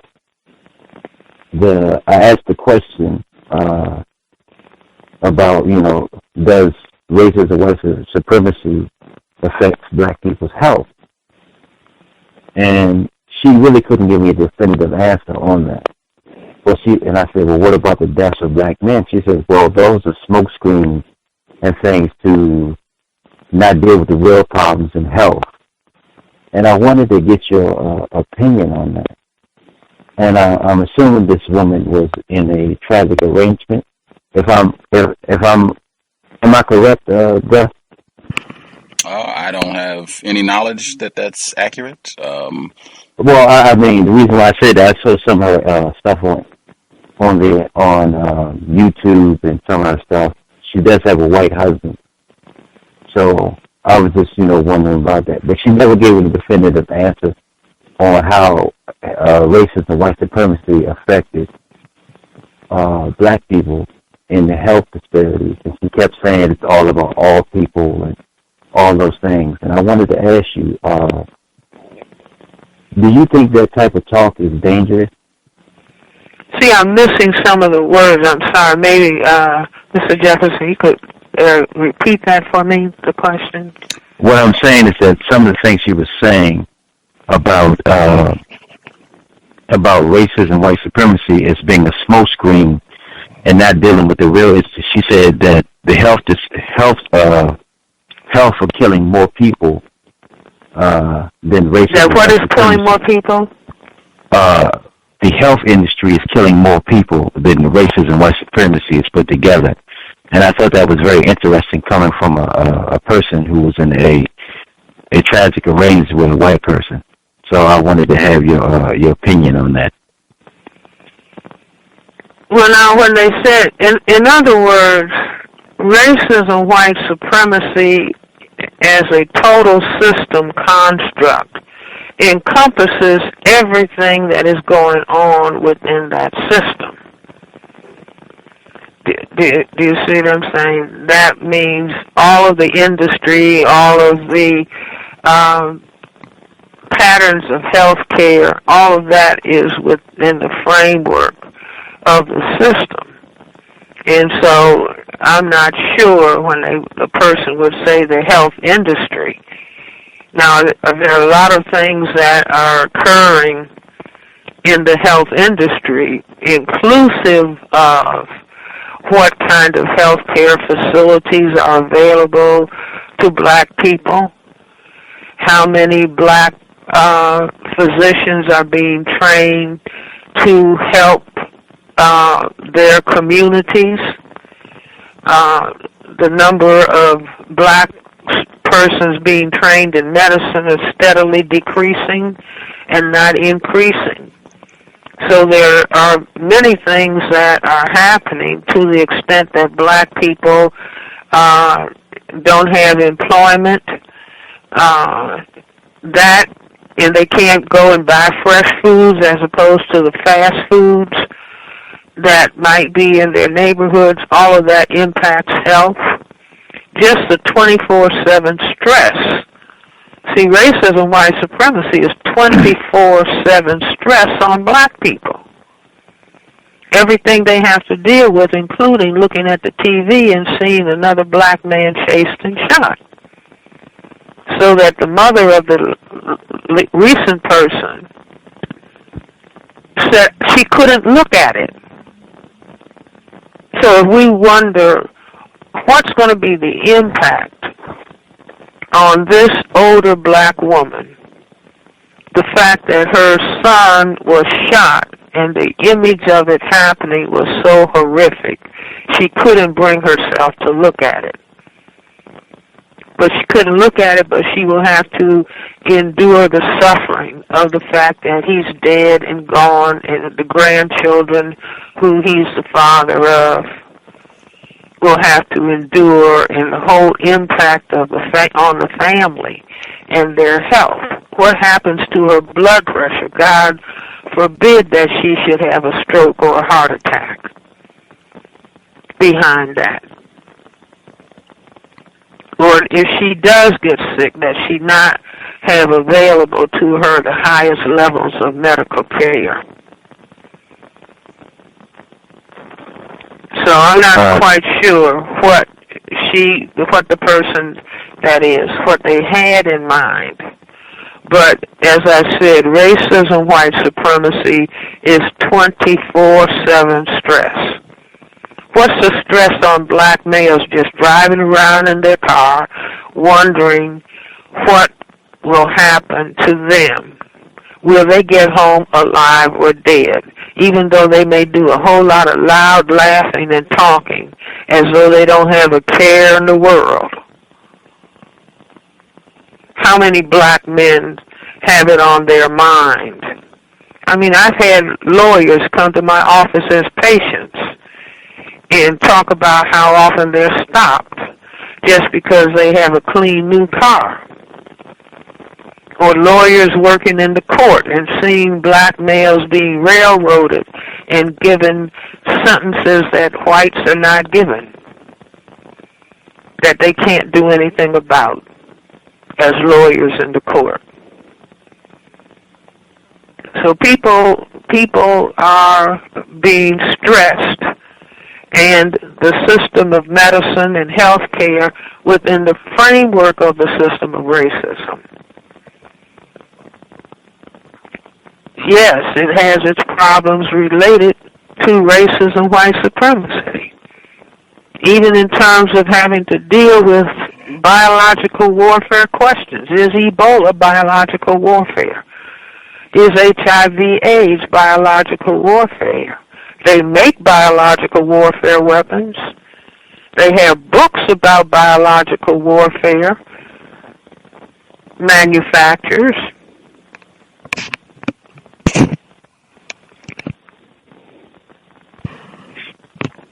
Right on. Thank you, Gus.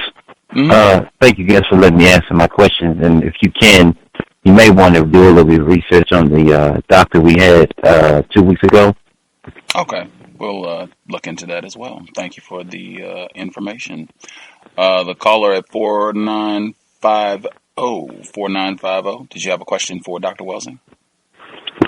Yes, I do. Greetings, Gus, and greetings, Dr. Welsing, and all the listeners and callers. I have a question.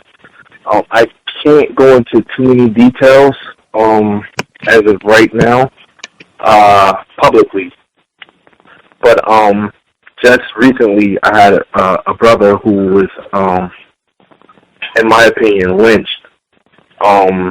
He was actually killed in a correctional facility, and they said that he committed suicide. And since then, I've been like extremely paranoid. I've been sleeping with my firearm.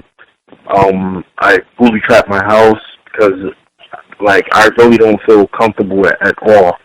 I was wondering if you can give me any advice to like, not be so nervous or not just be like so cautious of everything that happened. Everything that's like going on a day-to-day basis. Basically, I can go into more details after, I believe, Tuesday. My family, they actually went to speak with newscasters, and in my opinion, I'm not sure if they really want to help. They just told, like, from what I got, they said to not go into any details or don't do any interviews until after they hear their story. So in my opinion, I think that their story is more important than having someone get some type of help mentally on how to deal with this situation.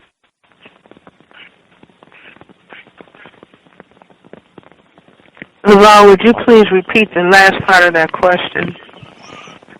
Well, basically, I want to know, like, if you can give me any advice that basically not have me so nervous of everything that's like day-to-day activities. Like, everywhere I go, I'm cautious. I keep my firearm. When I go to sleep, I have my firearm in the bed with me because I'm so nervous. Like, in my opinion, since I've been listening to this show, I know that black people have been a primary target, and I can't go into too many details as of right now because, like I said, my family has been told to not do any interviews until they hear their story. But again, I feel like their story is just it's just more about ratings with them versus the family actually getting the help that they actually need at a time like this. Was that clear, Dr. Welsing, or? Well, if I'm hearing you correctly, you're talking about high levels of anxiety that you are experiencing. Is that true? Yes, from the result of my brother's death. Have you talked with people in your family about these levels of anxiety that you're experiencing? No, ma'am. Actually, I've actually spoken with my little brother, and he's having the same effects. Like, he said, he feel like every time he leave out the house, like he does security in a different state. So he said he feel exactly the same way. Like he's just nervous everywhere he goes. And I guess the thing is, it's like with so much going on, even with the black male that just got gunned down, it's like you don't know when you're next. So that's kind of how I feel. Like I don't know when I'm next or if I'm the next target. So I'm just always like nervous. Well, you know, I certainly can sympathize. I think that what people have seen on the television does make people have concerns and have a sense of fear and worry. But I would say this, that do you have a primary care physician or somebody that you could talk to? I do, but I've been trying to change for a long time. My primary care, she's actually a white female, so. Okay. Do you have a black minister or church, or does your family have a church that they attend? They do. I'm actually not really too much into religion.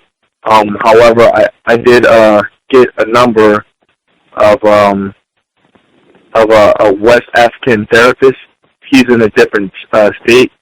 I was looking to go and see him, but the only thing is, I was thinking that if I was to go and see him and express my concerns, especially about racism, that would go on to my medical file, and then that would prevent me from updating any license that I might have to do with my firearm in the future. So I was trying to kind of stay away from that because I didn't want that to go on file. See, I'm just trying to think of who you can speak to, because there is such a thing as having a level of awareness and anxiety, and sometimes there is extreme anxiety that is beyond what might be warranted in the situation. And so I'm just trying to think of who you might go to and who you might talk to, where you could talk about what it is that you are feeling and what it is that you are thinking, and so that someone can make a determination. Is your anxiety over the top, and is something else going on with you that it would be helpful for you to understand? Okay, I understand what you're saying. I'm not sure. I'm still a little bit nervous about speaking to the therapist because, like I said, I'm fearful of anything going on my medical record, and I'm kind of cautious because I know just from listening to the show that everyone don't understand racism the way that a lot of you guys interpret it, and they might look at it in a different form, and I understand what you're saying. Present it in a different way on paper, and then it'll have me looking, you know what I mean? And I was a little bit nervous about that. No, I understand what you are thinking. Some time ago, a number of years ago, I gave a talk at a mental health facility, and there were black and white people present, and I talked about racism, white supremacy, and a white psychiatrist said, "You're paranoid." And so I didn't get upset. A black person spoke up and said, "Dr. Welsing, this doctor said that you were paranoid and you didn't get upset." And I said, well, really, I interpreted his remark as a compliment, saying that I understood racism, white supremacy. Do you see that the white population in large measure is in denial about racism, white supremacy? Now, racism, white supremacy is the dominant reality that exist in this society aren't really on the planet. It's like a great big white elephant being in the room under the rug, and everybody wants to dance around the edge and pretend that the elephant is not there under the rug. And so as they pretend, if somebody says, I think there's an elephant under the rug, and then somebody says, no, that's your imagination, you're paranoid.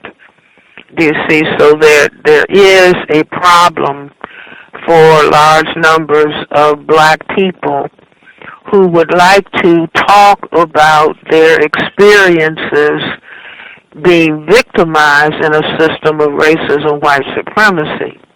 But many psychiatrists who classify themselves as white don't want to talk about that reality. It would be like in Nazi Germany if a Semite of the Jewish religion wanted to talk about their anxiety based on what was happening and what the kinds of things that were being said about Jewish people.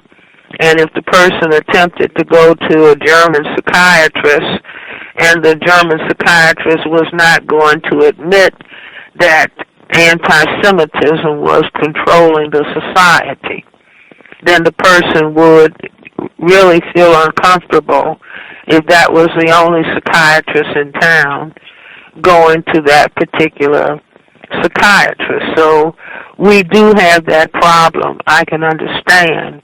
But I would also say that there are many things that can be contributing factors to high levels of anxiety. And if you are experiencing very high levels of anxiety, I would hope that you would be able to find someone that you can sit down and talk to. Do you see? I mean, are there any black physicians where you live? No, ma'am. Where do you live?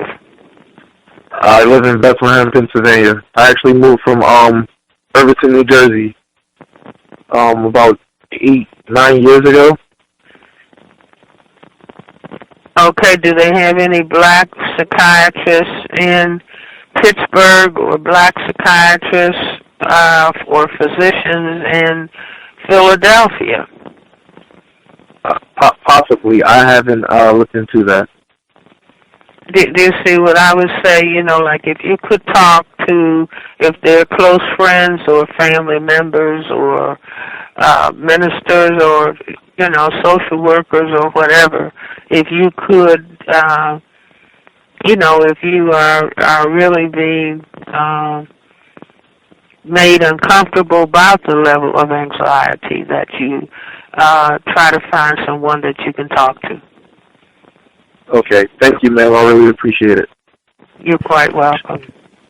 I'm sure listeners appreciate an update, sir. If you want to chime in to kind of share what's happening with that situation. I know we've had other listeners who have had black family members who have somehow ended up dying under strange circumstances in greater confinement. So definitely if you want to keep us updated.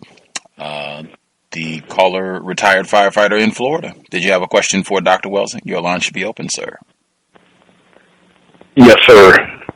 Greetings, Gus and Dr. Welsing and the other callers. Greetings. Mm-hmm. I was born and have spent most of my life in the South Florida area, born in 1957. As I think you know, Dr. Welsing, the president of the state, has recently been conversing with the Cuban government, negotiating to set up a more positive relationship with that island nation. The question is, what is your take on it as far as the many non-white black people who reside on that island, and what actions or reactions do you think that the president would get in this part of the world by the many quote-unquote Cuban exiles that's in the South Florida area.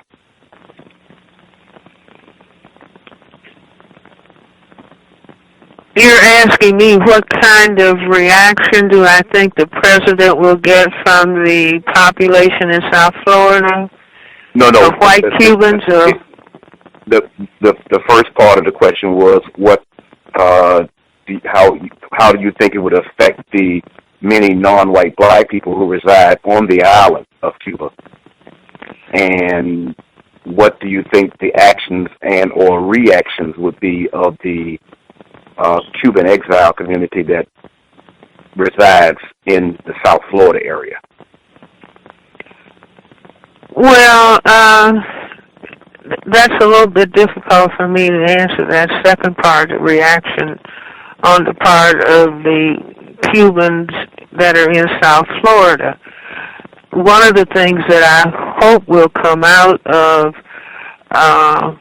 more awareness about Cuba is I understand that a majority of the population of Cuba are black people. Yes, ma'am. But yes, ma'am. Every picture that I see of the Cuban population, I don't see any people that would be immediately identified as black. That is correct. And so it's as though the black population, I think what is important for people to hear that, to be aware that communism and socialism do not prevent the practice of racism, white supremacy. And I think that this is a major area for discussion that, needs to be raised. I don't think that President Obama necessarily is going to raise it, but I think in the course of the discussion about Cuba is where do you hide your black population where television cameras are around? Mm-hmm. Mm-hmm. And that if indeed the majority population is black, then should we not see this segment of the population? But if they want to open up Cuba for tourism, it may be that they don't want to emphasize that so many of the Cubans are black, or what is the economic status of the Cubans that are black, or what about their positions in the government, or what about their positions in the universities, et cetera, et cetera.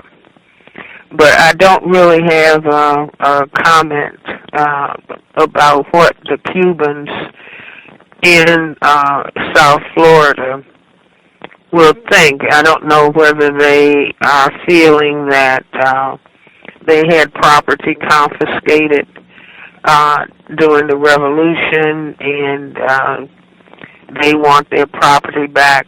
That's just not an area that I can comment on. I don't know. Do you have thoughts about that? Well, many of the, as I mentioned, I was born in 1957, and all through my life, I've been other places, but I reside here. All through my life, I have been around the questions that I'm asking you, and you have been around. I didn't hear that. I've been around the questions that I've been asking, that I've asked you. A lot of the Cuban exiles are at least non-black. I don't know on the percentage of them being white, but most of those individuals that are in the South Florida area were a part of the power element that existed before the Castro revolution, the communist revolution, and they came right here to South Florida and set up camp. And it appears that most of these people are white people. I could be wrong. So I haven't heard it yet, but I do expect a reaction, and a very negative reaction, as these talks keep going on. For instance, as you recall, back years ago when Nelson Mandela was first released out of prison, he made a comment, I believe, in New York City, when he was questioned about who he would have as allies, and it got down here to South Florida. Of course, he was supposed to have made an appearance down here to South Florida to the black community, and the Cuban exile community disallowed that to happen. He did come to South Florida, but he did not come to the area where black people reside at because of the Cuban exile community did not allow that to take place. And every time the subject matter is brought up about any type of negotiations with the island of Cuba and is disfavorable to the Cuban exile area, that it's always a negative reaction. So I just anticipate as a non-white black male as the president of the states, as you notice I don't say United States, but the states, but that the president, being the president is a black male, that it probably would be even more of a big pushback, I'm thinking, as it gets more and more attention, is what I'm saying. Well, you see, if a population classifies itself as white in a system of racism, white supremacy, their behavior by and large is going to fall in line with the behavior of the population that classifies itself as white as a whole. Mm-hmm. And the whole question of color is of skin color and how people classify themselves is a major problem throughout Central and South America. Right. Do you see where, or even go to Brazil, they have racism, white supremacy operatives all over South America. In Brazil, where you have a very large black population, people don't call themselves black, or they don't like to talk about color, and they are in denial about the role that color plays, but color plays a dominant role. And all of this is something that people need to lay out on the table with understanding, because all of these places go by the color code. I call the color code for white genetic survival, and that is, if you're black, get back, brown, stick around, yellow, mellow, white, right. Now, people learn that, and people of color all over the world practice that color scale after they have been in contact with racism, white supremacy. And that needs to be put on top of the table for discussion, not for people to spend a lot of time being angry with each other about, but lay it on the top of the table as a factor of reality.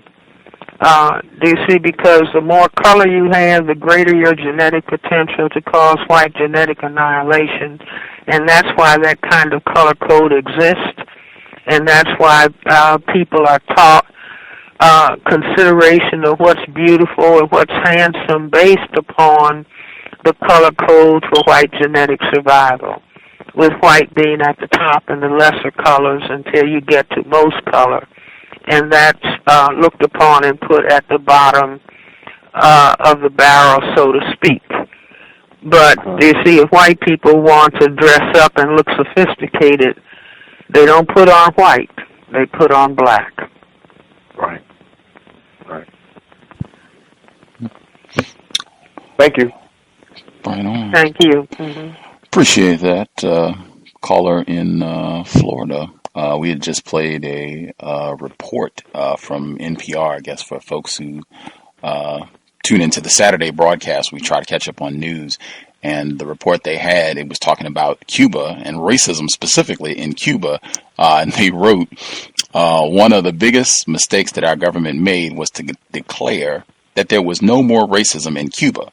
That was a big mistake. And then they just silenced the problem, the issue, in the name of national unity. But racism has remained. Statistics back that up. Up-to-date numbers are hard to come by, but Esteban Morales Dominguez, a Cuban economist and political scientist, published a book on the topic in 2007. He found that the revolutionary promise of an equal society was fraying. Blacks were unemployed at double the rates of whites. 85% of those in jail were darker-skinned Cubans, and most of those who held jobs as scientists or technicians were white. Sounds like they could be talking about here. It was always like this. At the height of Soviet largesse, the revolution did not equalize society, according to research quoted by Espacio Lacio, a magazine published by the Cuban Catholic Church in the late 1980s. The Gini coefficient of income inequality was 0.24 on the island. 0% represents complete equality and 1 represents complete inequality. In recent years, according to the magazine, that number has risen to 0.5, similar to the average for the rest of Latin America. It goes on, but they go into extensive detail about how poorly black people are treated in Cuba. Just to further back that up, this is the dominant problem on the planet, bar none. Let's see. The person who dialed in, last 4 digits, 0673. 0673. Did you have a question for Dr. Welsing? Your line should be open. Yes, peace, greetings, Gus, and to our great scholar, Dr. Welsing. Good evening. Good evening. Dr. Welsing, through the program, I noticed there was a terminology you was using as you was using the word classification or classified white folks. And what I want to ask is get your opinion on there's some teachings. I think the Morris brothers, maybe for a lack of not understanding what the actual group is, but there's some teachings out that recommend that brothers change our status from black to white status. And the teaching goes please that... repeat that. Please repeat that. Do what now? That we change our status from black to white, and saying that white is a status. It has nothing to do with a color.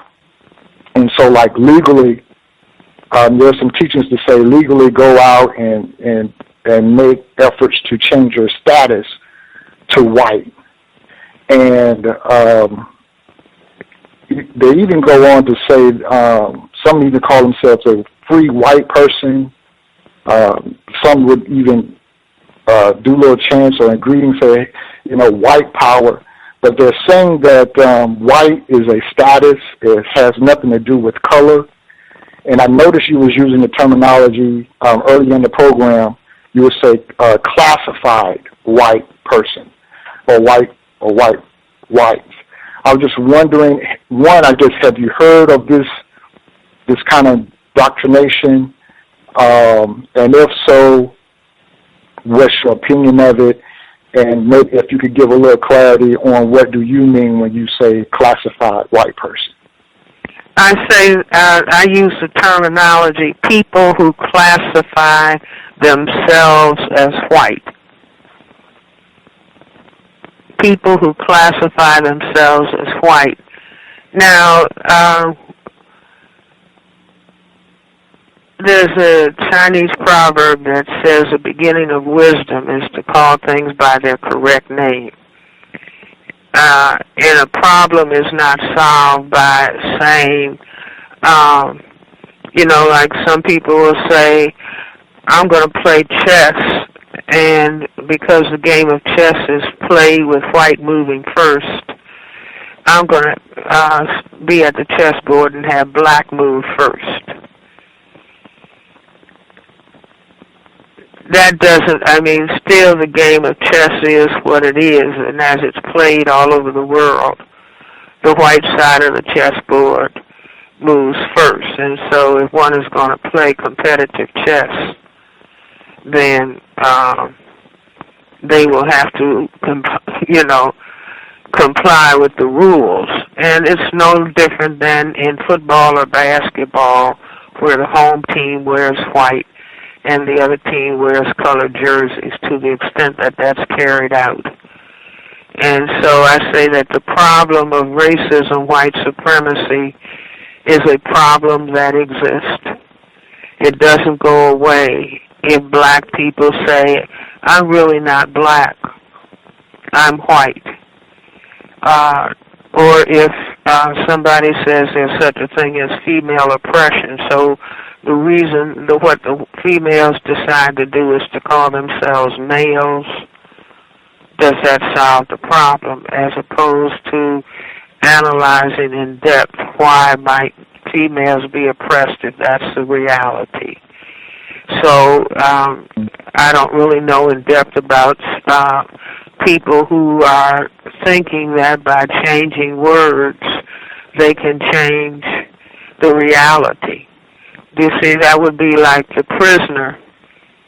Some people who might be in prison after, they've been there long enough and they lose their sanity, they might sit in their cells and say, I'm really the warden. And all these people that are outside my cell with the keys, those are my prisoners. That doesn't change the reality of who actually is in prison and who is the prisoner. So when I say people who classify themselves as white, people who classify themselves as white for the last 500 years plus have set up a reality that is based on skin color or the absence thereof. And they call the condition of the absence of skin color white. And they call the people who have color in their skins non-white. And they have the muscle, so to speak. They have put themselves in a situation of having power over the people who classify themselves as non-white. And non-white people at this juncture in time do not have the power that the people who classify themselves as white have. And they don't need to pretend that that's the case. See, sometimes children in a household will try to pretend that they really are in charge. That doesn't make it so. Right. You see, it doesn't make it so even when the parents don't know what to do as parents.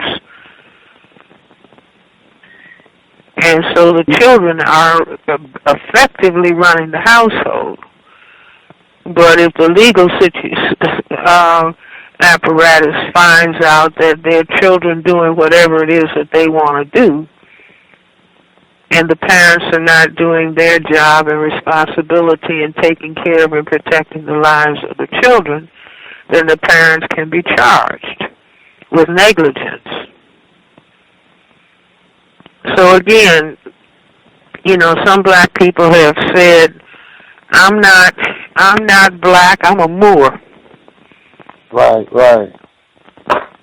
And the people who classify themselves as white, the person who says, I'm a Moor,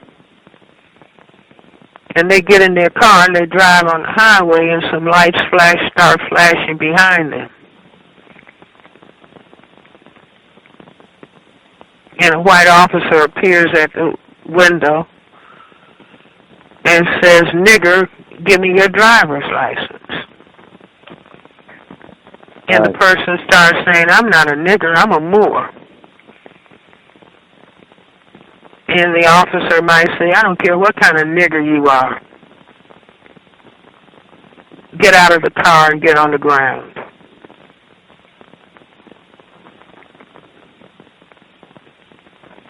Right. So changing what one calls oneself doesn't change the reality of racism, white supremacy. What changes the reality of racism, white supremacy is recognizing exactly and specifically what it is, and understanding exactly and specifically how it works. It's just like if you want to win a football game, the way to go about it is to first and foremost understand what the game is all about. Understand how the different positions are played. Understand what defense, offense is all about in the game of football. A person doesn't win at football by deciding, I'm going to call the football a bumblebee. Because I think by calling it a bumblebee, because it flies through the air, that's going to help me win the game of football. Am I making myself clear? Yes, ma'am. I don't know if that. Yeah, it's been somewhat confusing to me because, like the incidents with Walter Scott, I was thinking to myself, like, what difference would have made if his driver's license or when the officer may have looked him up and his race would have been white, or he had a Moorish card that said he had sovereignty. I wonder what in what way would that could have helped? Because I guess some of the brothers, I guess we're all trying to find ways to counter this oppression over here, and I suppose some of the anger of that teaching is that if we can claim our sovereignty and claim our rightful legal status, that perhaps in their jurisdictions, right, we can claim sovereignty in our own status where we don't have to adhere to those jurisdictions. But it's a little confusing to me, so you did help me out as it relates to status alone, that at the end of the day, it doesn't matter what you call yourself, you're still dealing with an oppressive system that's trying to oppress our people. So thank you for your time, and thank you, Gus, for having her on. Thank you. For sure. Just for the record, after Hurricane Katrina and the breach of the levees in New Orleans, there were black people who didn't have their Social Security cards, birth certificates, all that. They had to get a lot of that information anew. And some of them did make an effort to change their racial classification to white.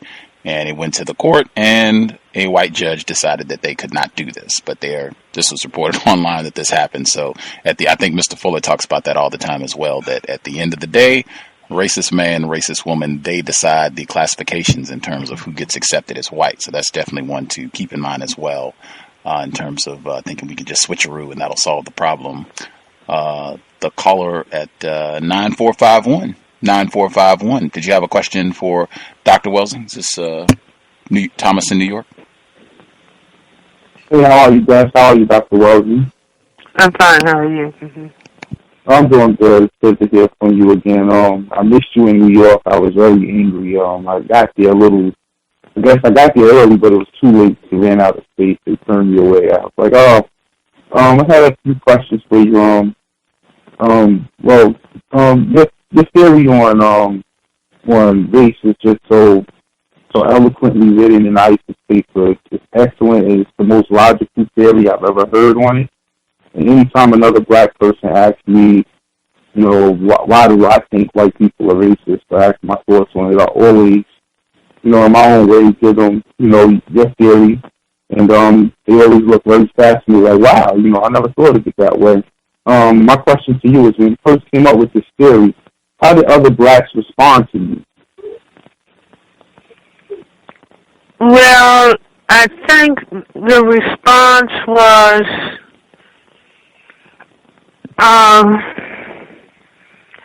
that it was a little bit surprising or shocking to black people, some black people.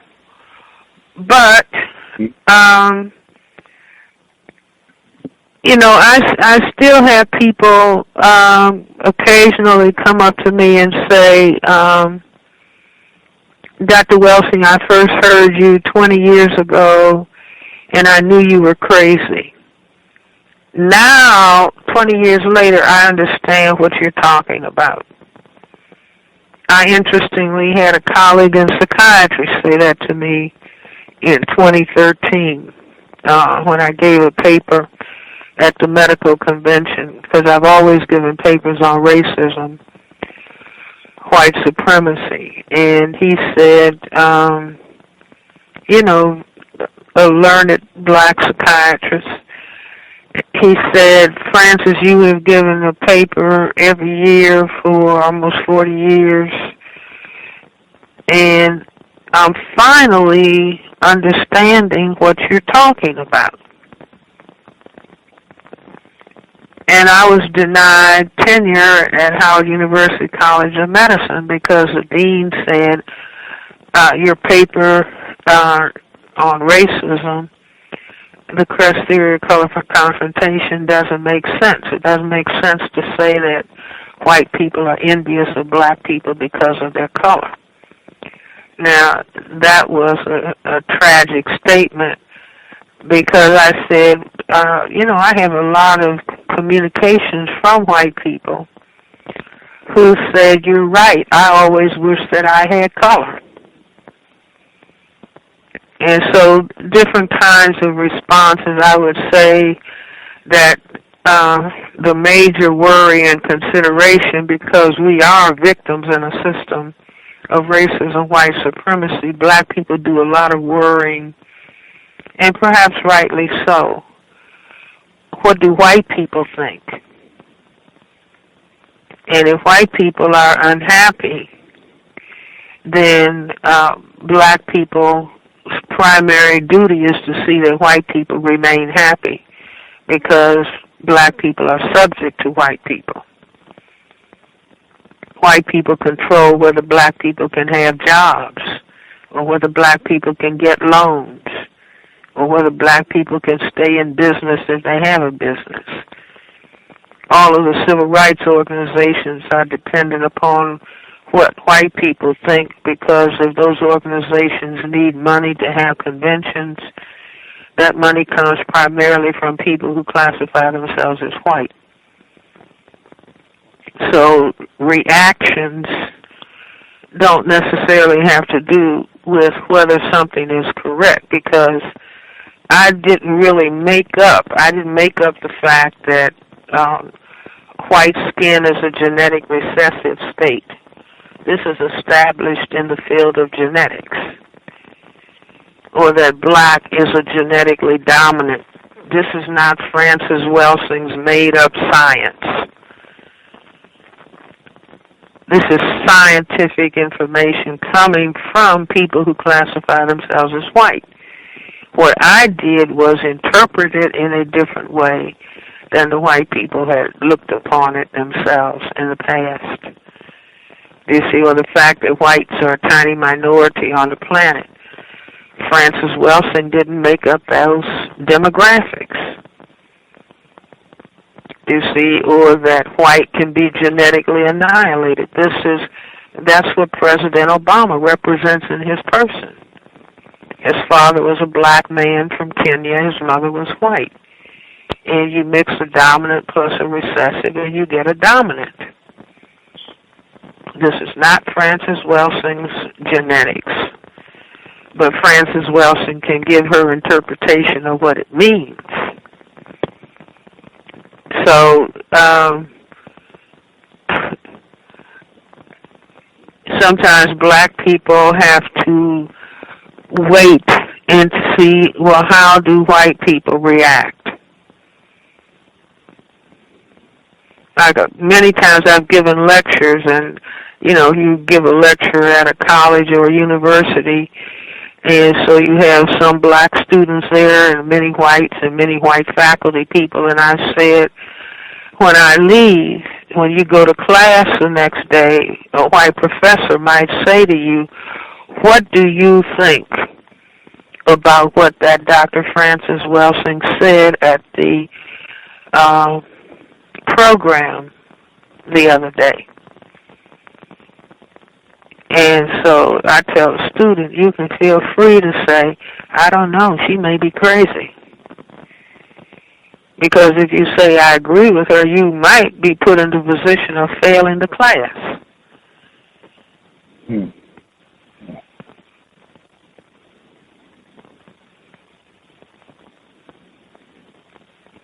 See, it's almost like when Einstein was in Austria and Germany, they called what Einstein had to say Jewish science, meaning not legitimate science.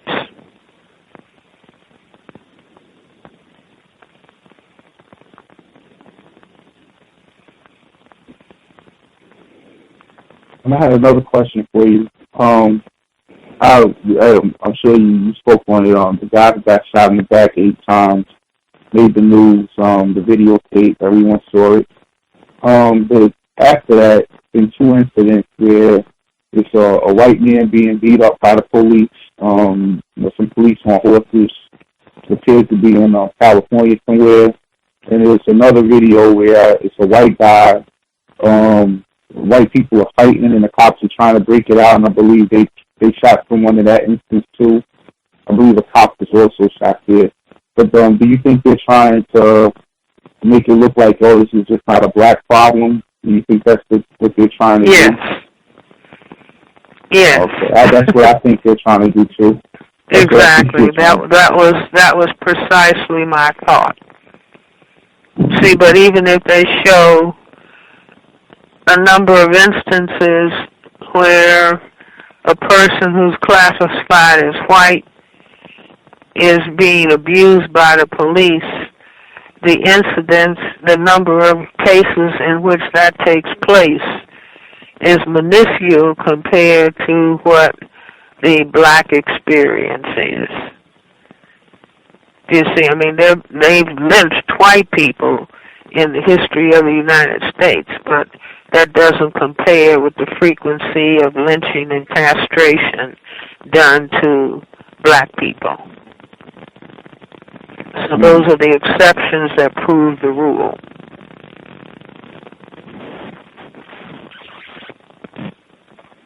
Yeah, thank you very much for your time, and that's all my questions, sir. Thank you. Thank you. Mm-hmm. Caller at 8562. Did you have a question? Yes, greetings, Dr. Welsing. Can I be heard? Yes, I can hear you. Mm-hmm. Oh, okay. Got a question. Recently been watching the news and everything, and I just want from a psychology mentality perspective, what is the fascination with white women and the non-white child in a romantic version situation? Because, based on this lady, the teachers are coming out. They having situations with the students and everything, and, some of them are white, but there's a fascination there with the dynamic of the non-white child. Like putting that on TV, and like 10 years later, their romantic story, like that's normal or something. Like, what is the fascination there? I just couldn't grasp the correlation on that. Well, I would say that a couple of ideas come to mind. One is, there was a period of time where we would see white female movie stars, and each one was walking around with a little dog, with a little poodle, some kind of little dog. And so after they got tired of that, then, you know, the fashion is to adopt a black child. Well, white females say their ideal mate is tall, dark, and handsome.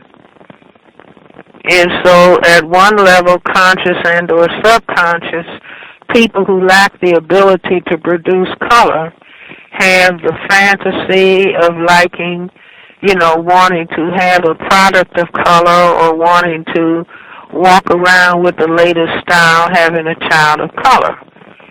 But I say the tragedy is that there is really no consideration for that black child, because if there is admitting to what racism, white supremacy is, and what that black child is going to experience in a predominantly white world, is abuse and rejection. And if the white parents were really in consideration of the welfare of the black child, if anything, they would give the black family the money and let them raise the black child, as opposed to dangling a little black child on their arm, and that's supposed to look cute or it's supposed to look like they're liberal. But at the same time, white children are not permitted to be adopted by black people. And so the question is, well, why would white people object to black people adopting a white child? Or whereas two white males can adopt a black female child, but two black males would not be allowed to adopt a white child. And so for black people to raise the question, well, if it's okay for two white males to adopt a black female child, or a black male child for that matter, but you would not allow a white child to be adopted by two black males, or a black male and a black female. Why? What's the problem? And if they were truthful, the answer would, well, you could not give the white child the necessary experience of being white. Well, the reverse is true.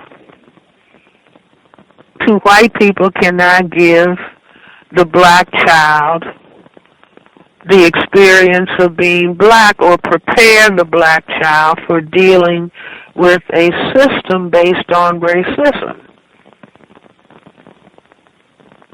And to the extent that the vast majority of people who classify themselves as white are in denial about racism, are in denial about their 24/7 behavior, then the black child in that environment is at a major and serious disadvantage,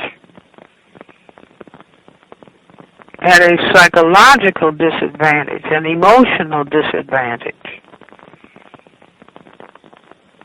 But that's, let's pretend we're not racist. Let's pretend that this is post-racial. It's all about let's pretend, as opposed to let's look at racism, white supremacy, which is a 500-plus year reality. Let's have the courage as black people and as white people to look at this reality. Because if we don't look at reality, we are headed for a catastrophe.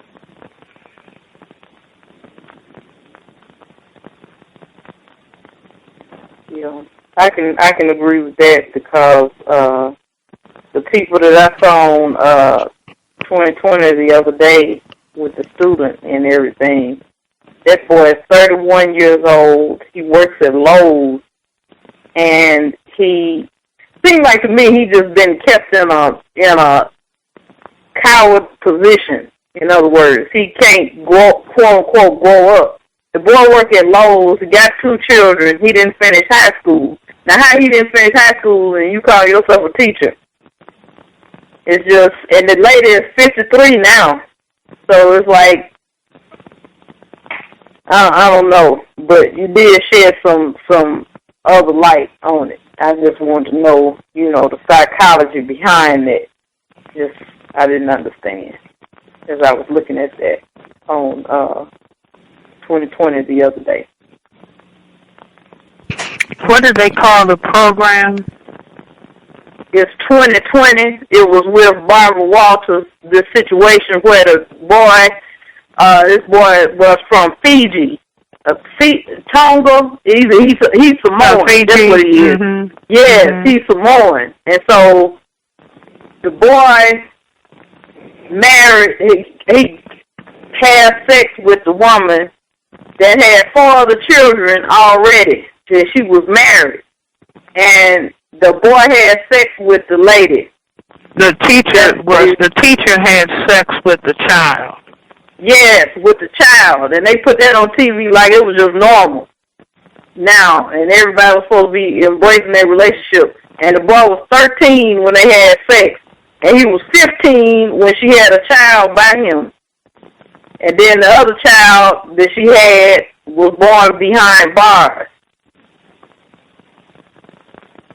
It was just, No, she was engaging, yes, in criminal activity. Right, and they put this on TV like it's supposed to be, you know what I'm saying, I Love Lucy or something. And she got her hair flipped like she's, like we supposed to embrace this relationship somehow. I don't know, man. See, that again is sickness. Imagine if it was in the reverse. Right. Imagine if it was a black adult male and a white 13-year-old teenager.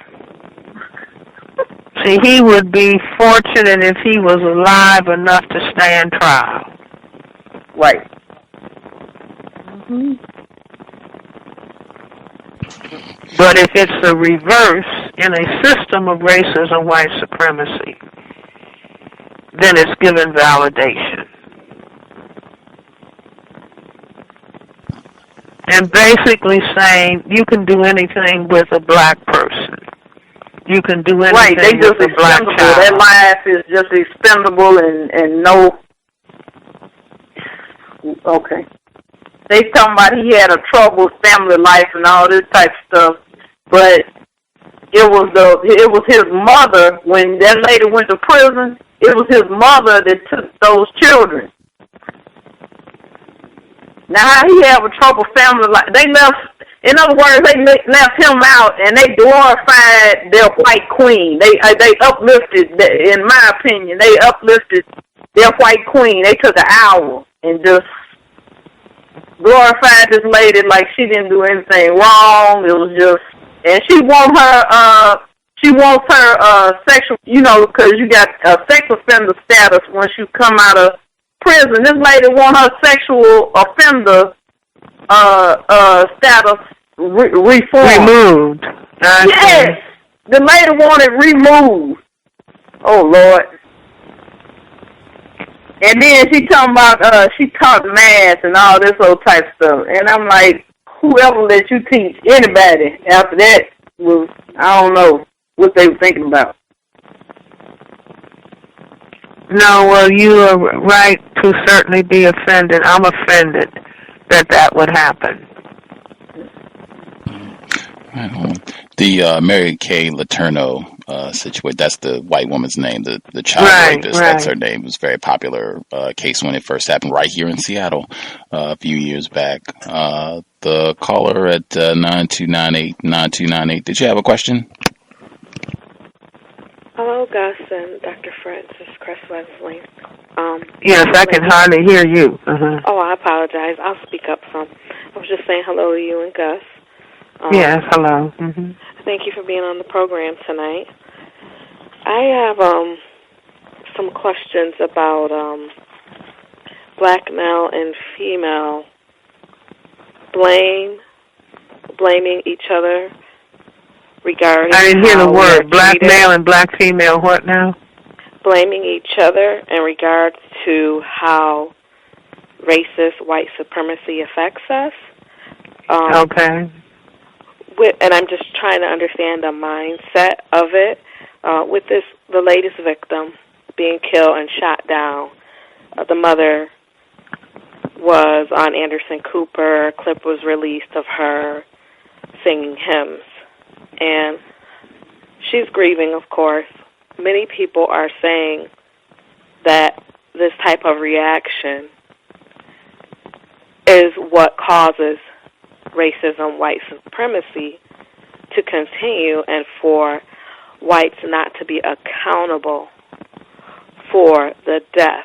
And it almost went full circle from cop doing this injustice to black male to mother allows it and this is her fault.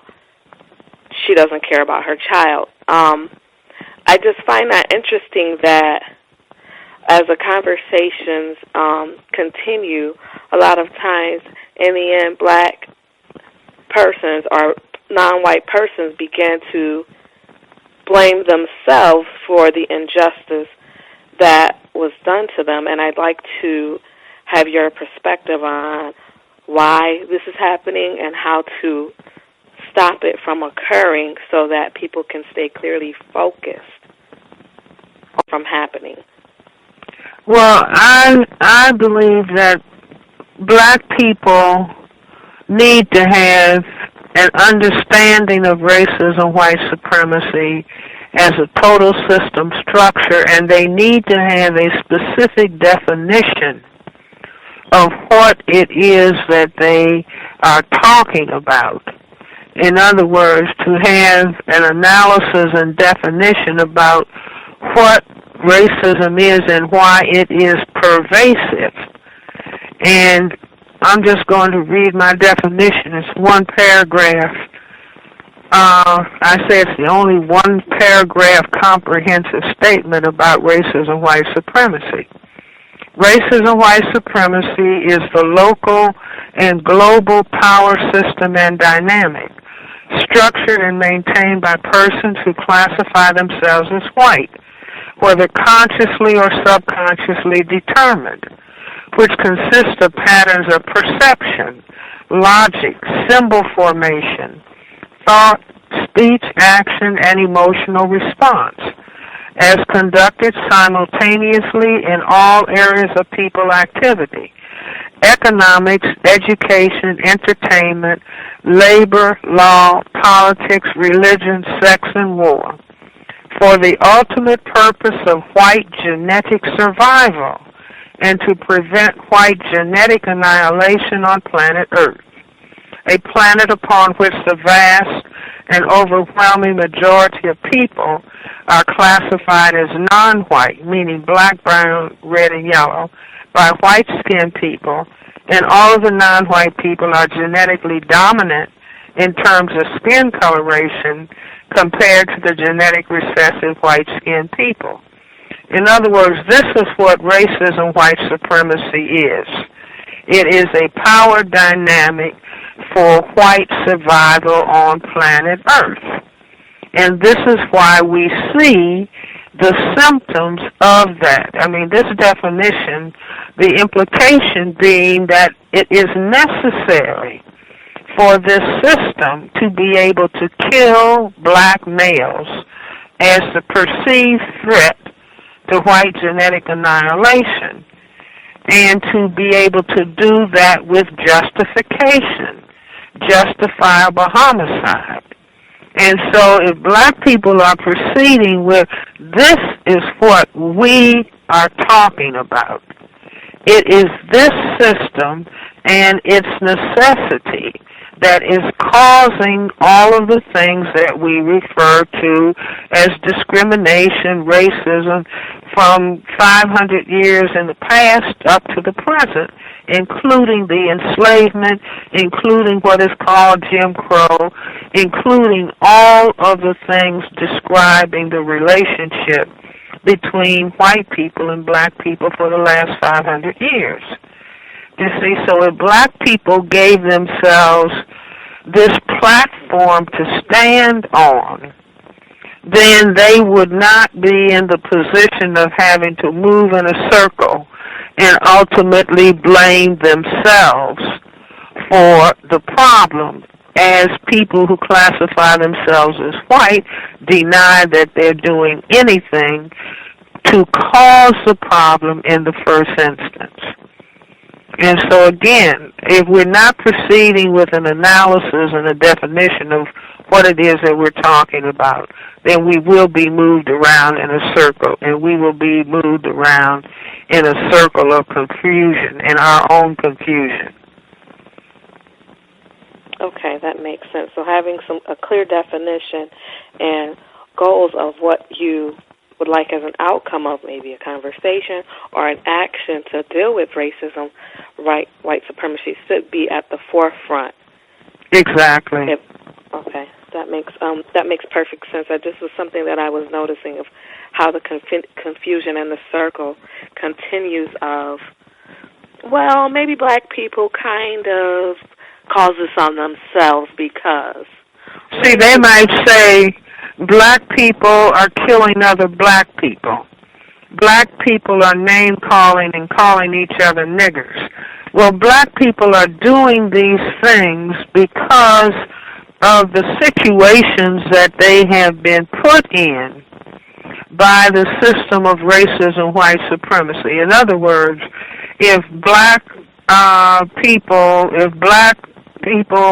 males were employed at the same level that white males were employed, so that they could support and take care of their families and play the role of husband and father, then we would not see young black males out of desperation, depression, and frustration out trying to kill each other because they feel that they don't have any consequence in the system of racism, white supremacy. They don't have any protection, and so they have to join gangs to have some sense of power because their fathers have been annihilated in one way or another by the system of racism, white supremacy. You see, but the system itself doesn't want anybody who can analyze the situation at that level. What they want to do, instead of focusing on cause, they want to focus on symptoms and then have programs, am I my brother's keeper or my brother's keeper, and put a Band-Aid on a cancer, as opposed to focusing on the cancer is causing the sore. Let us look at the cancer and let us eradicate the cancer, which is a system of racism, white supremacy. May I ask one more question? Yes. Mm-hmm. I'd like to know your thoughts on what non-white persons, and particularly black families, single and non-single, should be thinking when it comes to child rearing under racism, white supremacy. They already have children. As far as education, health, or anything else you'd like to elaborate on. Mr. Jefferson, can you repeat that last part? I'm having trouble hearing it. She said your recommendations in terms of what either single-parent households or if they have both parents present, things that you would recommend in terms of what black families should be focusing on, sharing with children, even approach to going about raising a family under these conditions. What would you recommend? Was that it, caller?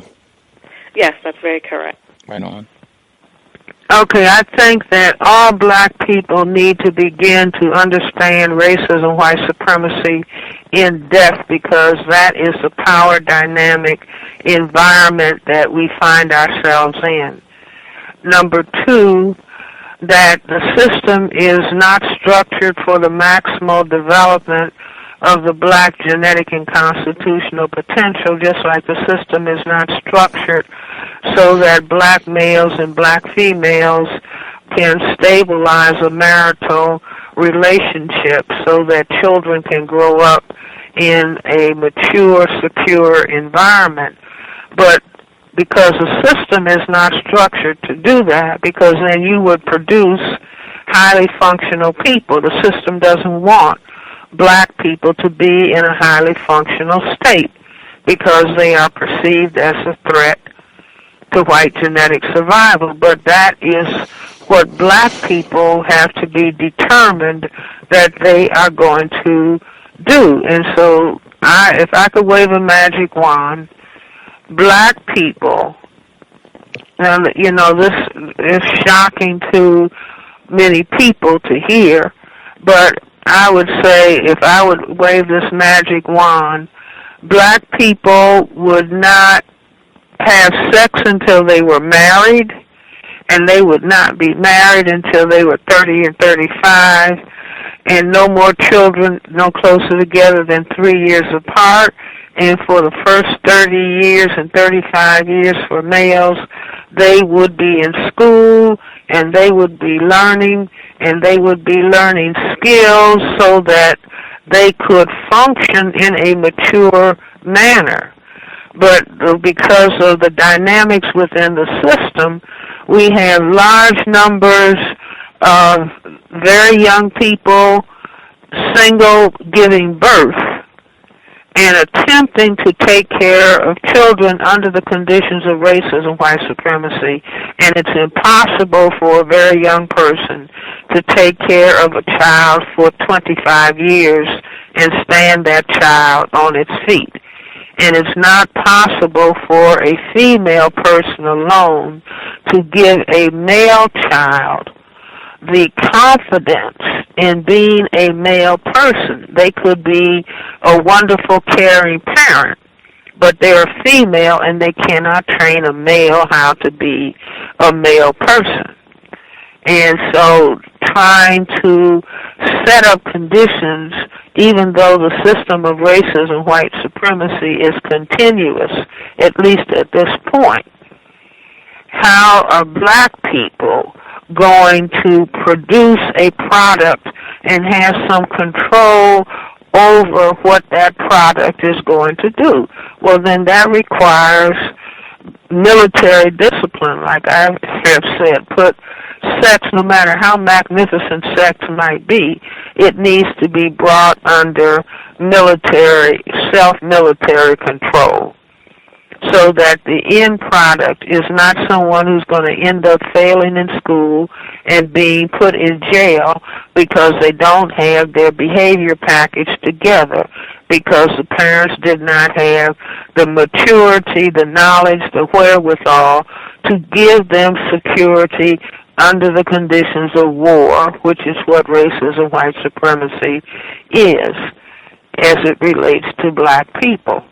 And so the system doesn't have anything, the system of white genetic survival doesn't have anything to gain by producing the maximal development of the black genetic and constitutional potential.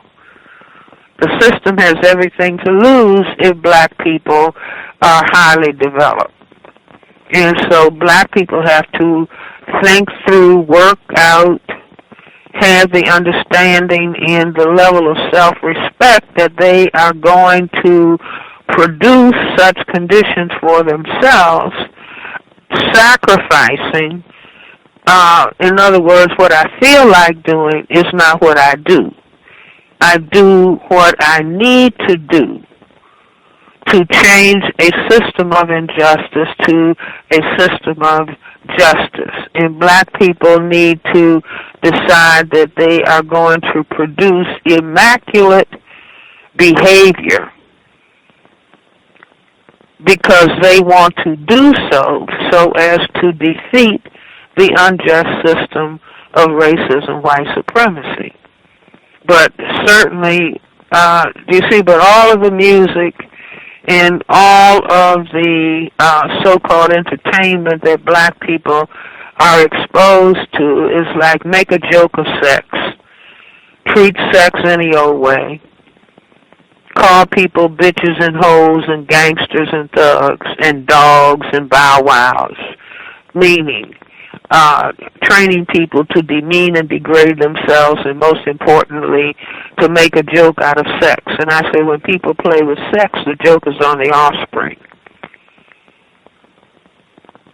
You see, playing with sex and not being able to maximally care for the end product that is made. Well, this is exactly what the system needs, so that it can make fun of the end product as an empire, or make fun of the people that are in the prison system, and then just do target practice on them.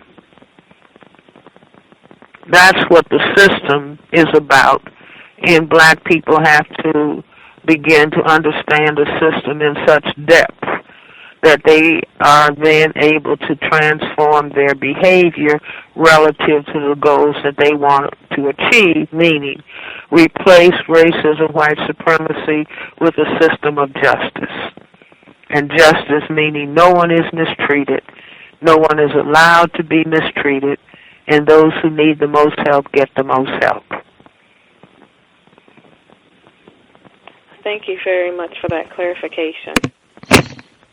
Thank you. I'll mute my line.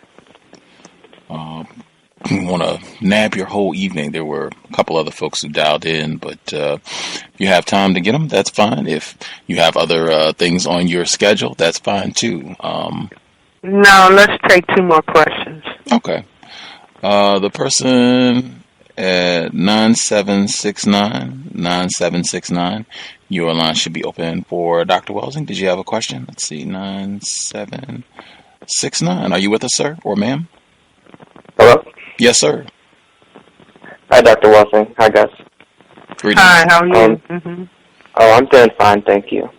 So, from your book, the ISIS Papers, you wrote, whenever there's a sense of increased vulnerability within the local or global white collective, there will be an increase of the ever-present normal daily slaughter and murder of non-white males by those legally or illegally authorized to do so. So my question is, that increased vulnerability, do you see that manifesting itself in other ways besides murder? Well, I guess murder being the most extreme form, and I think that one of the things that I think about when we speak of the system in other words, if the system is about white genetic survival and preventing white genetic annihilation, the system, in its attempt to modify itself, and so the system has modified from, instead of lynching and castrating a black male who might have looked at him female, white female, the system has modified itself. We won't need to go into the pressures that might have led to the modification, but the system pretending that it has had civil rights struggles that have been won, and then out of those civil rights efforts, you see an increasing number of black males with white females, an increasing number of white females who marry black males. And so that on the surface looks like, oh, this is opening up from the civil rights struggle. At a deeper level where the system is really understood for what it is a threat to white genetic survival. In other words, when you mix white plus black, you get an Obama. You don't get another white person. And so you get the disappearance of white. And so as the follow-through, we see increasing numbers of black males being shot down in the street. Now, they can give all kinds of explanation about what took place with the specific event. And when did the man get out of the car? And what did he do when he got out of the car? And what did the black man do when he approached the car? And did he do something, or was he tased? All of that is the surface detail. What needed to happen was black males being killed by whatever necessary means, or black males being put out of masculine commission by effeminizing males, whether that takes place because fathers are removed from the home, or whether they're chemicals that will alter male hormones and make someone become more female. No matter what the mechanism, some mechanism, if there's going to be white genetic survival on the planet. You see, and the planet means not only in this area of the world what's happening on the continent of Africa, and 8,000 people dying from Ebola, and tens of thousands dying from HIV, AIDS, etc., etc. And so, if I could wave a magic wand, all music will stop. Black people have listened to enough music, don't need to listen to any more music, don't need to dance and sing.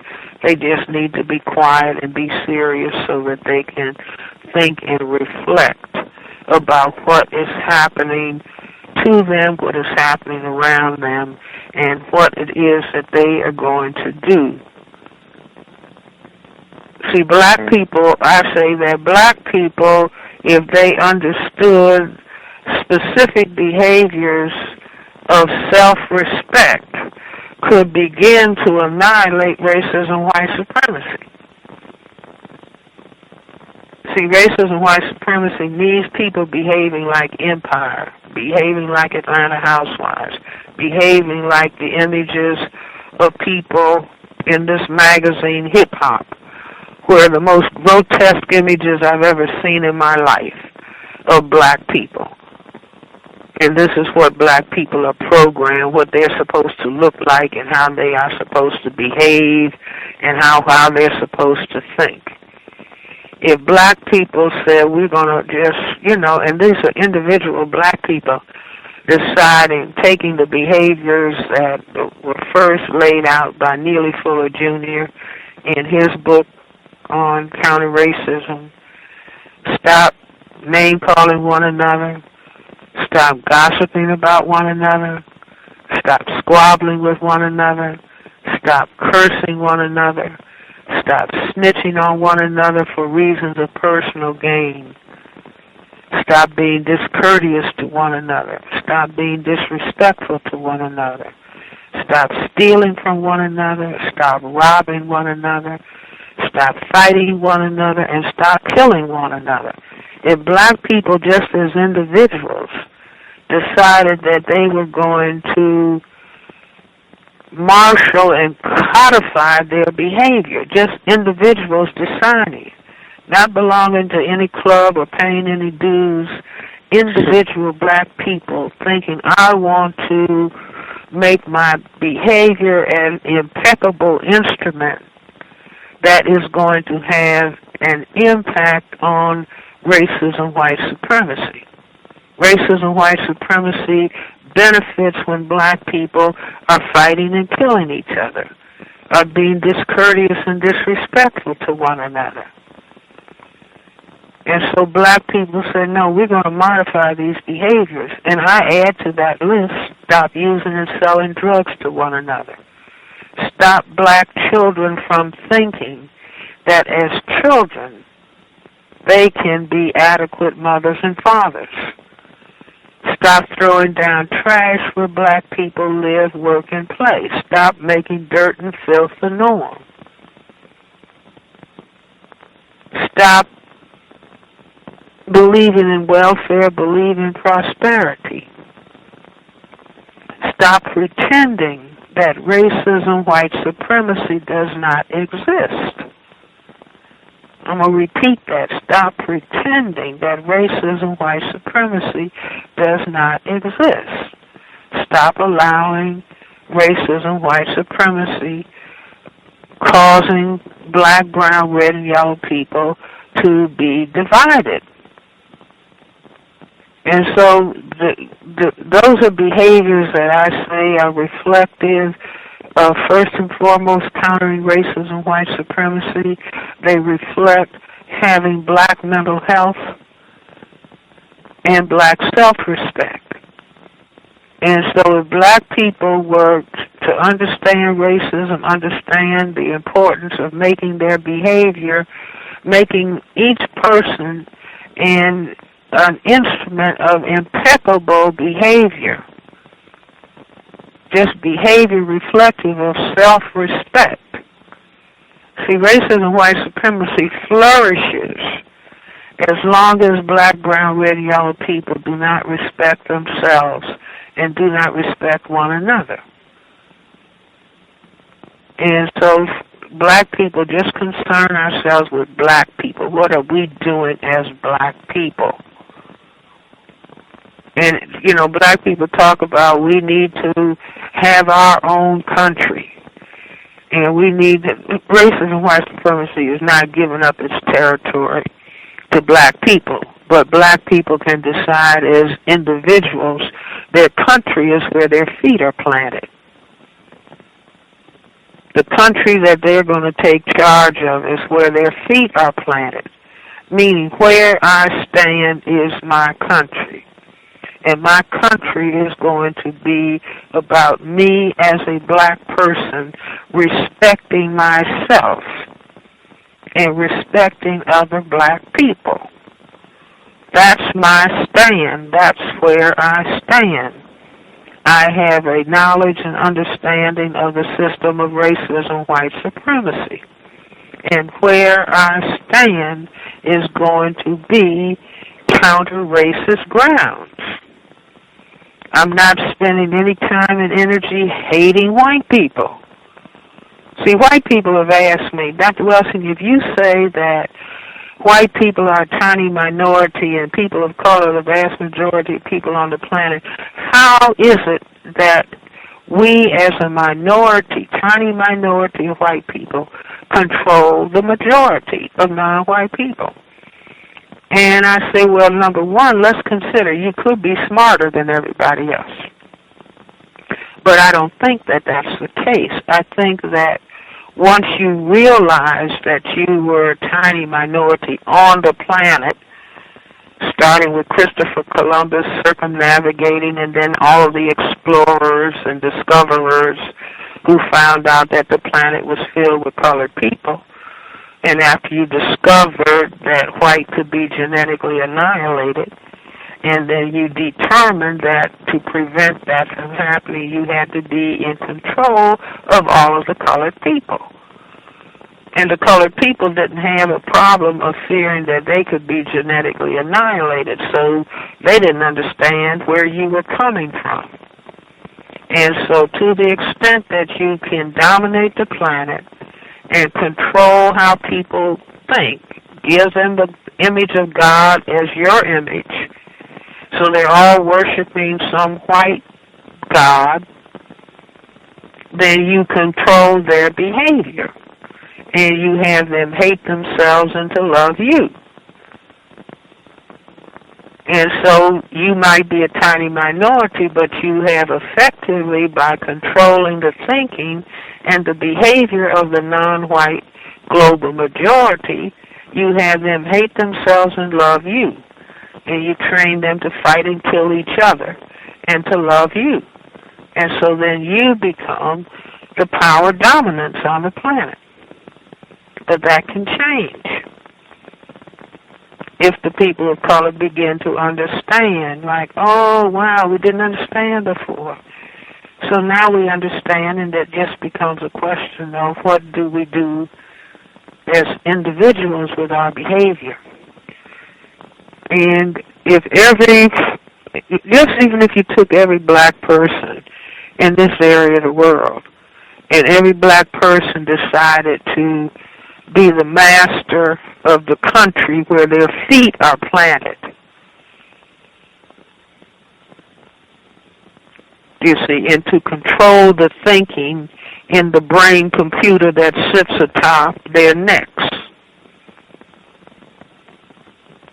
so that they are a unit of counter-racism, a unit of producing justice. And then if those units become connected, simply be connected because they're on the same wavelength. There's an African proverb that says, when the spider webs unite, they can tie up a lion.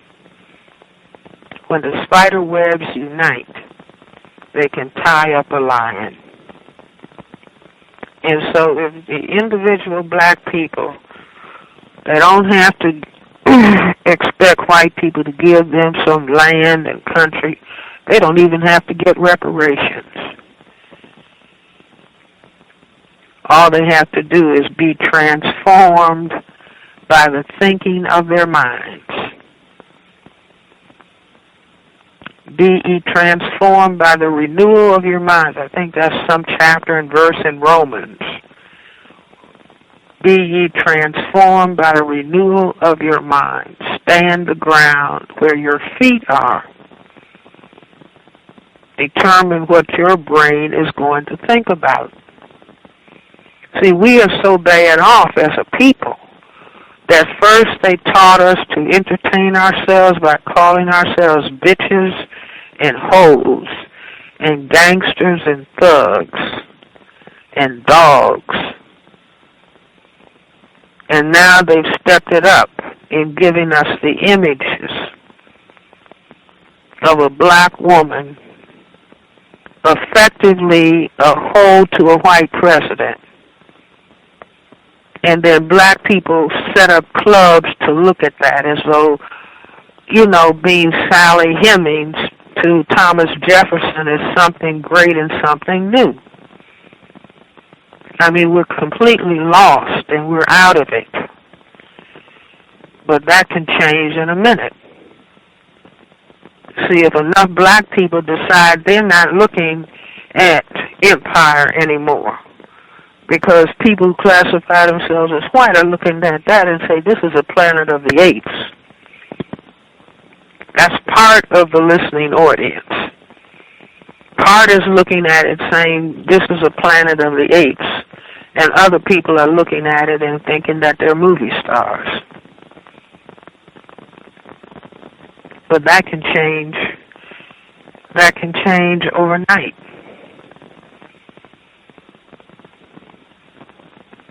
That can change overnight. See, turn off the TV. Turn off Fox. See, we ought to be given a clue. Fox spends all this time demeaning the first black president. So then are they going to give black people something that would be constructive for them? Constructive for their development? Constructive for the development of their children? I don't think so.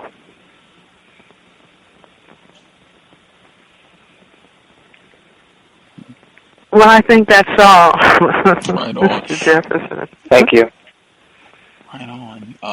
The last caller, I guess, that we're taking. Okay. One more. Okay. The caller at 7947, last call for Dr. Welsing before she exits. Did you have a question? Yes, I did have a question, but I just want to thank you. First of all, good evening, everyone, and good evening, Doctor.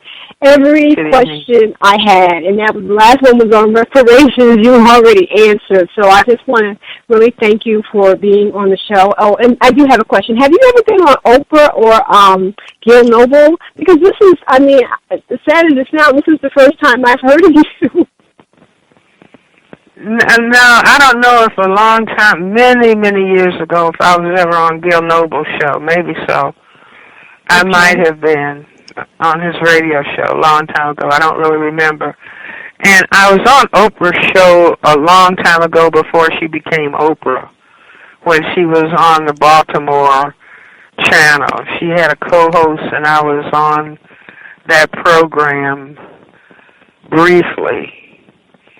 And sometime later she asked me to be on her program, but I was not able to participate. So does that answer your question? It does. Thank you very much. I really, really enjoyed this show so much. I'm going to really share it with a lot of people that I know. Thank you so much, ma'am. Oh, thank you. Fantastic.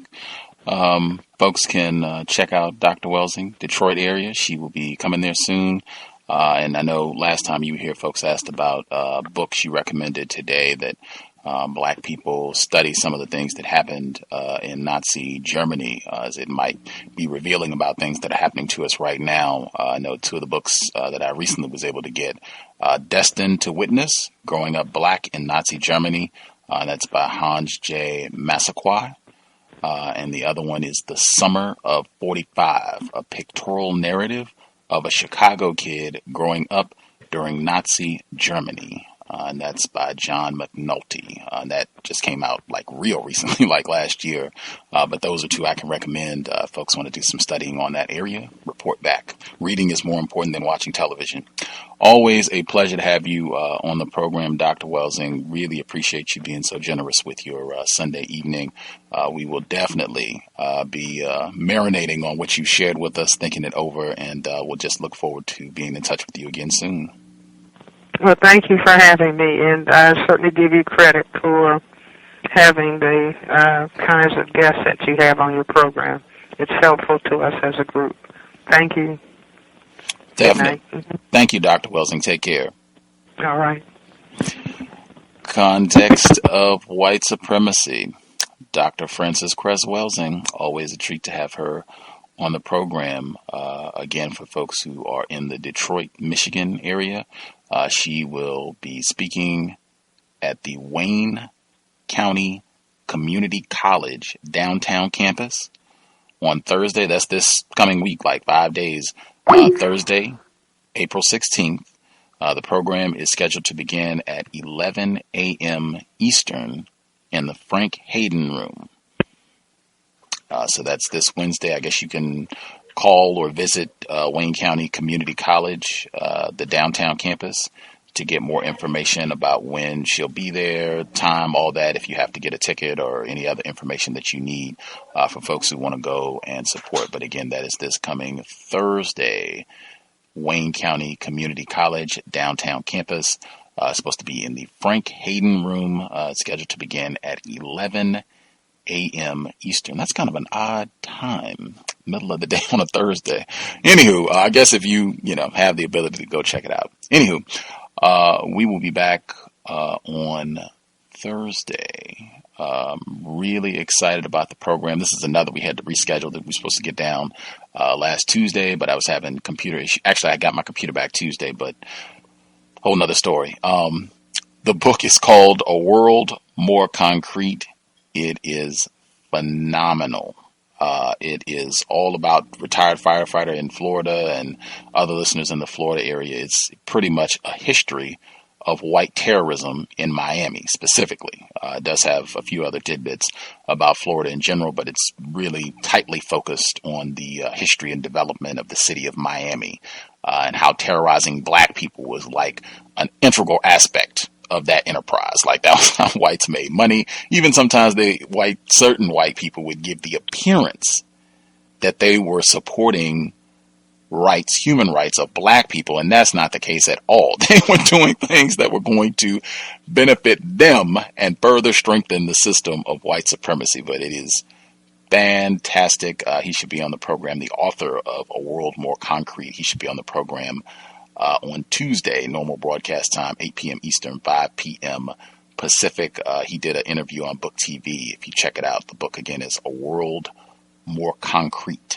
But he was on Book TV and gave some information. He was also on North Carolina Public Radio, where he was basically talking about how, when you talk about dedication, terrorism, economic terrorism, where they'll have like a 70-year plan for what they want a particular area to look like and where they intend on warehousing black people, like 70 years down the road. And you can see how all of this unfolded to be what they, the vision that they had, the racist vision that they had almost a century ago. It's just really great information. I think anybody, if you just enjoy learning about racism, it's great, particularly about the deliberate ways that whites practice racism. And especially if you are a resident or have been in the Florida area, definitely will probably be a lot of constructive details about your particular area, but that's Tuesday. You should chime in, should be constructive. Also, the white person who we're supposed to have on, he writes under the handle Very White Guy. That's Cowbell. He is married to a black female. He'll be on the program this coming Thursday. That was scheduled for last week. And again, we had to reschedule with the problems, but we were able to plan that out for Thursday, 8 p.m. Eastern. Definitely get your questions at the ready to speak with a white person, suspected race soldier. Anywho, we will be back. Thanks everybody for tuning in. I hope it was a constructive investment of your Sunday evening. I know the archives, there were still some issues with the feed updating. I'll post the MP3 link if folks want to check this one out, as well as the link for Dr. Kanban, his visit this past Thursday on the program. I'll make sure folks have those links, and hopefully the feed will update to add the recent shows that we've done in the month of April. Should be 4 to get all those in, but I know iTunes is current up until the stuff we started doing this past Thursday, and the Blueberry feed, hopefully all that will update ASAP. Anywho, again, under conditions of white terrorism, sobriety would be best. If you are going to consume any intoxicants, definitely don't want to be behind the wheel. I would even discourage being a pedestrian under the influence because, as has been demonstrated almost on a daily basis, it just doesn't mean very much to kill a black person. Black lives do not matter.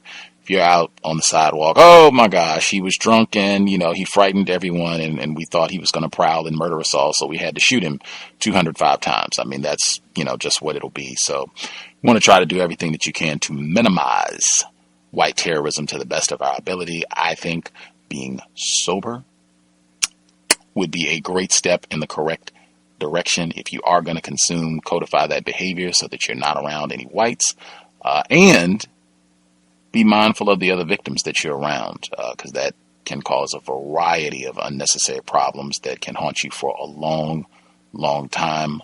Again, under conditions of white supremacy, sobriety would be best. Invest if you think the program is constructive. Racism-notes.blogspot.com. Racism-notes.blogspot.com. PayPal is in the top right corner. If you are not feeling PayPal, drop me an email and we will get you a physical mailing address. Listener supported counter-racist radio. Thanks to all the folks who have supported, kept us on the air and rolling for 6 years plus. I hope the program has been and continues to be worthy of your time and energy.